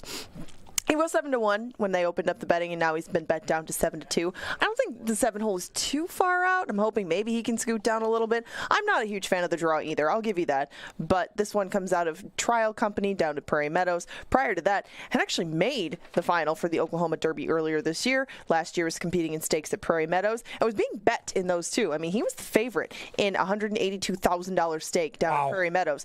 Obviously, things haven't gone as well at 3 as they did at 2, but this seems like a pretty cozy spot to land in, rather than Derby Trial Company, rather than the final, and rather than facing allowance horses at Remington Park. Those get very salty. He wasn't beat by much, and I thought that Saint's New Weapon with some of that back class could maybe find these new surroundings very inviting and maybe win a second race. I get it. No question about it. The horse makes an awful lot of sense. I think you're going to get a fair number. I know right now the horse is 3-1. The other horse that I think right now it's kind of getting lost in the shuffle a little bit, is the 5 horse. I can't read the tote board. Well, I'm taking some money, but I didn't know what to do with the morning line favorite. It's a horse that has faced good company. This horse was in a grade 3 race. This horse has been facing tough competition, but then hasn't won in a couple years, Ange. Is 0-for-6 at Canterbury, although 3 of the 6 in the top 3. What do you do with Dugan Chapel Baby? I took her last time. She got smushed at the break, and she pulled away from a couple to her outside, and she just got run down. And last year when we saw her, kind of the same thing. She broke the best, and she just didn't really accelerate away from the group. We'll see if Kelsey Haar, with maybe that ride behind her, gets to know this filly a little bit better and can get her in position to win. But until Dugan Chapel Baby learns to hold on, even at 300 yards, I got to put her underneath. So I took it 7-5-4. There's the set of selections. You can see the confusion that this race has provided. We all agree on the right 4 horses, 2, 4, 5, and 7, but we have arguments as to who the best is. You get to make the final call. When you get to the window, it's a wide open race. It starts the late daily double, and on the back end, stakes racing in race 11. We saved maybe the best for last, the Skip Zimmerman. Play that daily double, play this race 10. I'll be back down in the paddock to take you through that $25,000 stakes event. Right now, the call to the post. We get set for race number 10. Good luck.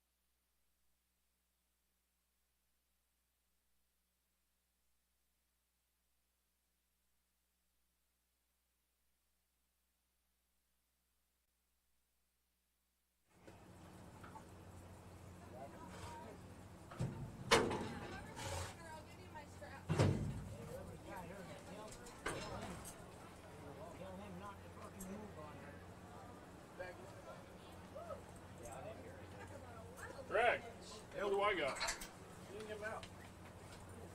Clay's got the 1, Big O's got the 2, Shaky's got the 3, Isaiah's got the 4 in the rig, Vinny's got the 5, Jesse's got the 6.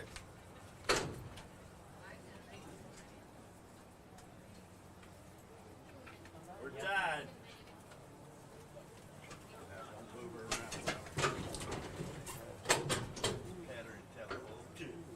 Oh, how good of a baby she is. So beautiful. That's all I use. Is that Miss Kathy We're down tied, there? guys.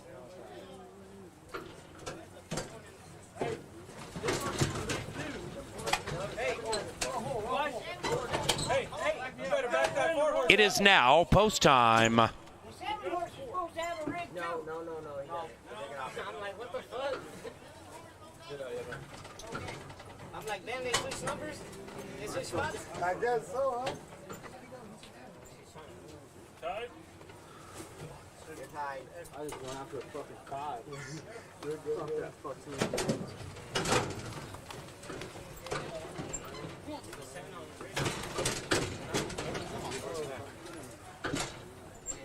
Last one in line, Saints' new weapon.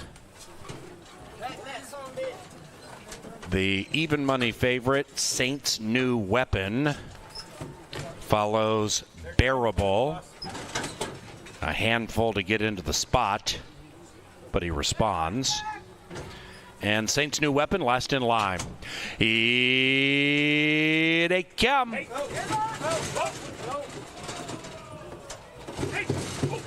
3, cantankerous.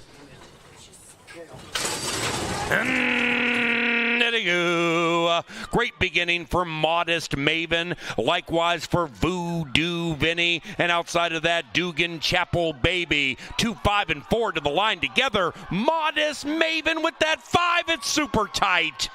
Dugan Chapel Baby and Modest Maven hit it together.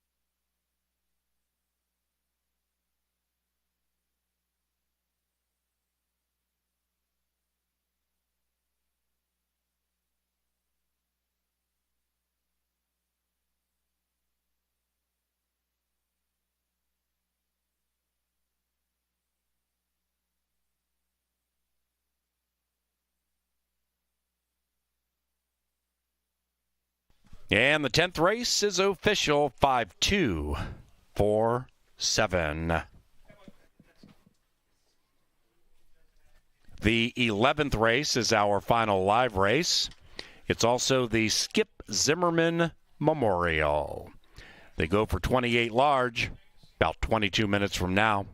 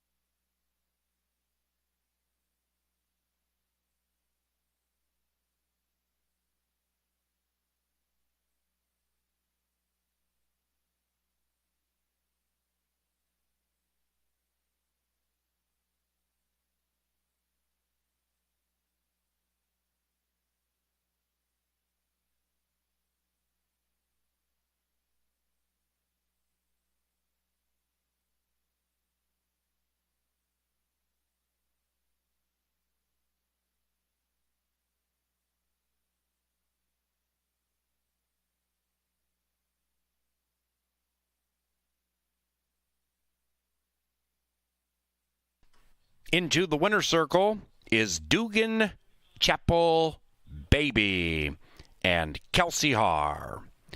The winning owners, Whiting Ranch, and the winning trainer, Alan Hibshaw.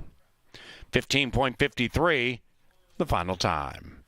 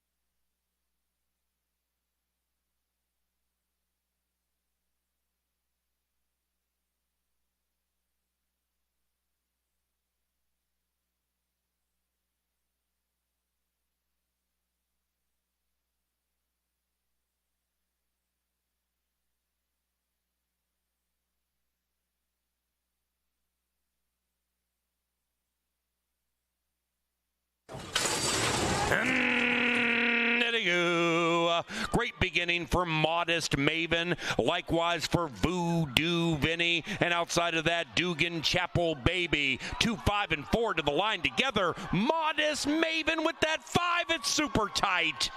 Dugan Chapel Baby and Modest Maven hit it together.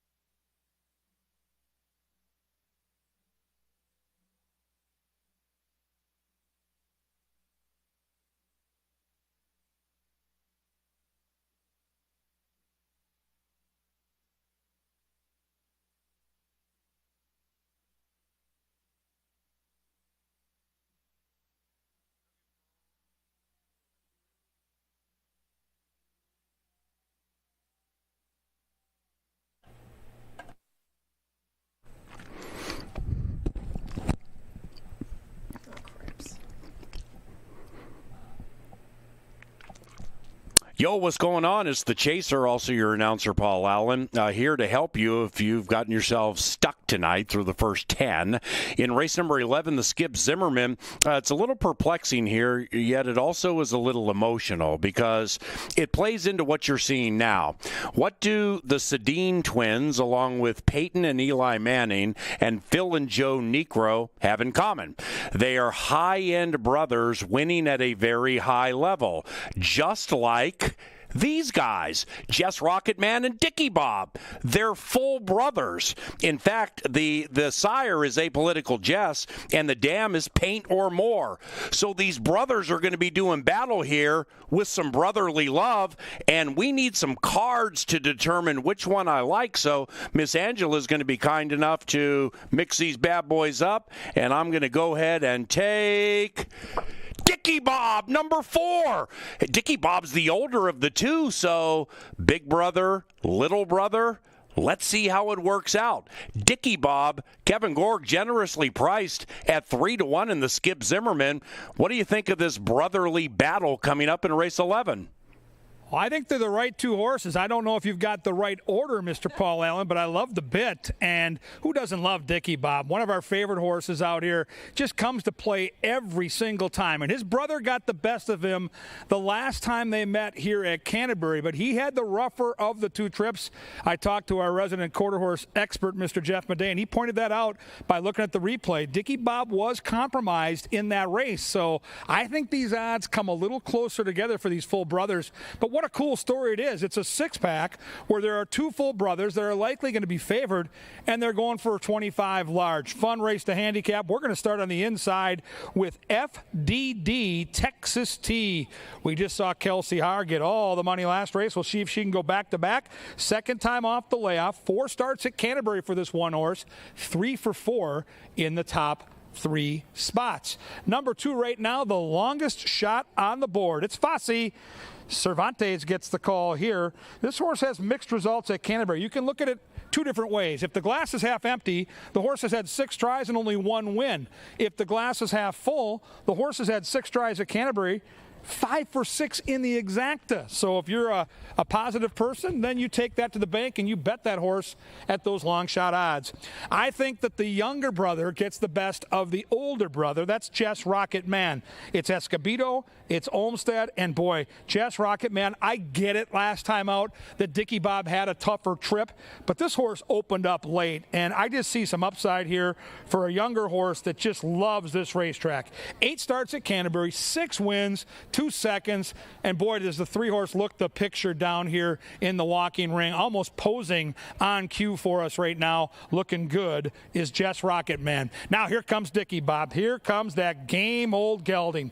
Get this, guys, 22 career wins. That just tells you that this horse loves to do his job. He loves to come out to the track, and he just loves to run. He also loves Canterbury. 12 of those 22 wins right here in Shakopee. He's the one to fear, the big brother, trying to get the best of the little brother with the 3 and the 4. 5 is HR Storm on in. Ricardo Suarez gets the call here for Vic Hansen. Good long shot connections. 3 of the 4 career wins right here at Canterbury and up on the board at near double-digit odds. And don't forget about the girl to the outside. The filly is She's Already Famous. Another Olmsted horse. 1 career try at Canterbury. Lost a photo. You get second time off the layoff, and the filly's in against some tough boys. On the outside for all the girls out there at 6-1. It is the $25,000 Skip Zimmerman Memorial. They're going to dash 350 yards. You can watch, you can wager, you can truly be a part of history. Get to the windows. Who do you like? One of the 2 brothers or a long shot? It's race 11. It's coming up. It's coming at you, and it's all next.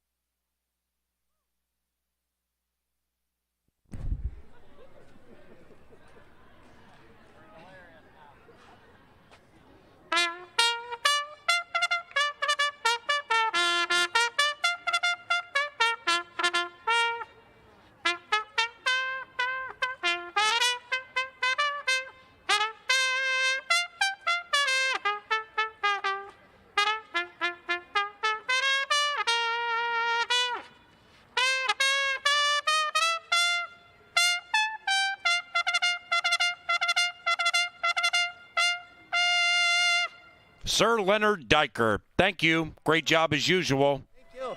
See you soon, Lynn. Best bugler in the business right there. As they walk onto the track for the 22nd Skip Zimmerman Memorial. And here they are. Number 1 is FDD Texas T and Kelsey Haar. For Carrie and Alan Hibshaw, Alan trains. Number 2 is Fosse, owned by Mitch Milleron and trained by Alan Hibshaw. Uriel Cervantes in the irons. Edwin Escobedo looks for his 3rd victory tonight, and he rides Jess Rocketman for Bruce Lunderborg and trainer Jason Olmstead. Jason also trains Jess Rocketman's brother, Dickie Bob. Bruce Lunderborg owns Dickie Bob, and Ramiro Garcia is in the irons. Ishmael Suarez Ricardo is astride HR Storm On In. The owner, Spencer Cordis. The trainer, Vic Hansen.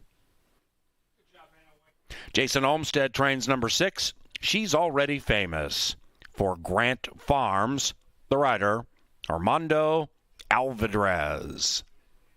Skip Zimmerman Memorial and the 22nd running 5 minutes from now.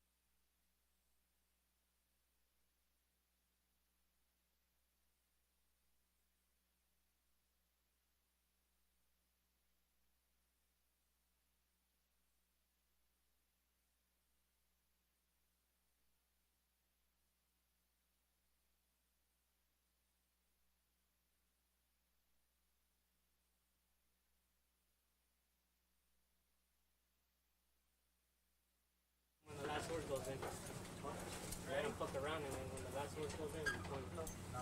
Alright? Because if you try to find it, you get pissed. Here, guys!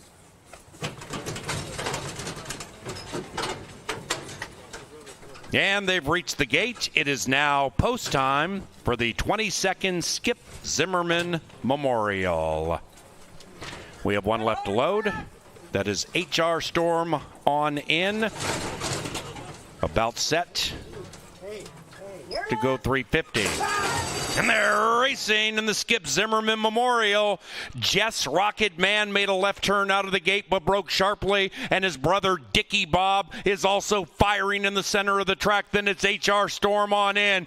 Dickie Bob, the big brother, and Jess Rocket Man, the little brother. Pay the big brother, Dickie Bob.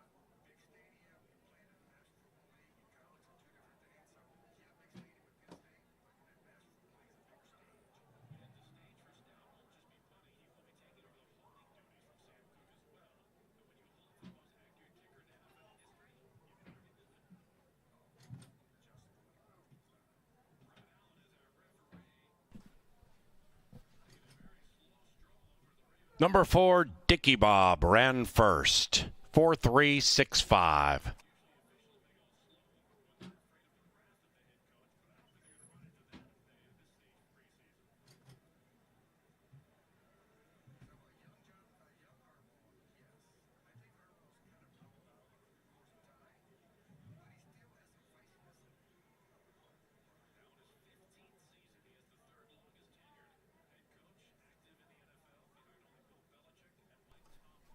We welcome to the winner's enclosure Haley Howie. That's the great niece of the late Skip Zimmerman, here for the trophy presentation. Skip was a charter member of the Minnesota Quarter Horse Racing Association and also served on the HBPA board. He stood stallions, both quarter horse and thoroughbred, in Minnesota and raced horses across the Midwest long before pari-mutuel wagering was a reality in our state. Welcome to the winner's circle, Ms. Howie.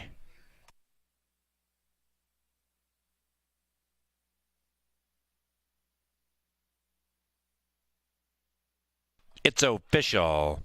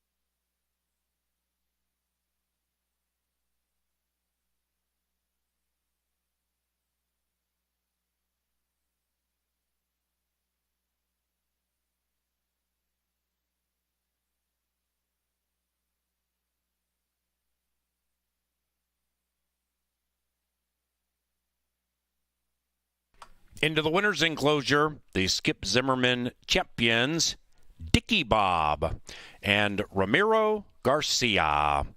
Bruce Lunderborg is the winning owner, the winning trainer, Jason Olmstead. That's a triple this evening for HOF Olmstead. And Dicky Bob is a 7-year-old brown gelding by Apolitical Jess from the PYC Paint Your Wagon Mare, Paint or More, bred in Minnesota by Bruce Lunderborg.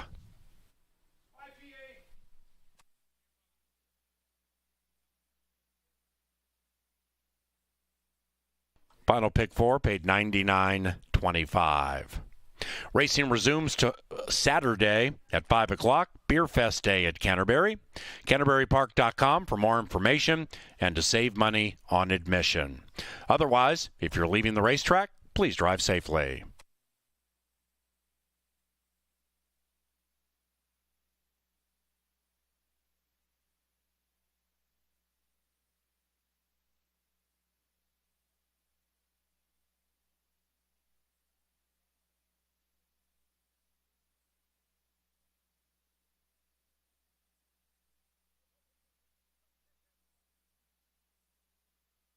$350. And they're racing in the Skip Zimmerman Memorial. Jess Rocket Man made a left turn out of the gate but broke sharply, and his brother Dicky Bob is also firing in the center of the track. Then it's HR Storm on in. Dicky Bob, the big brother, and Jess Rocket Man, the little brother. Pay the big brother, Dicky Bob.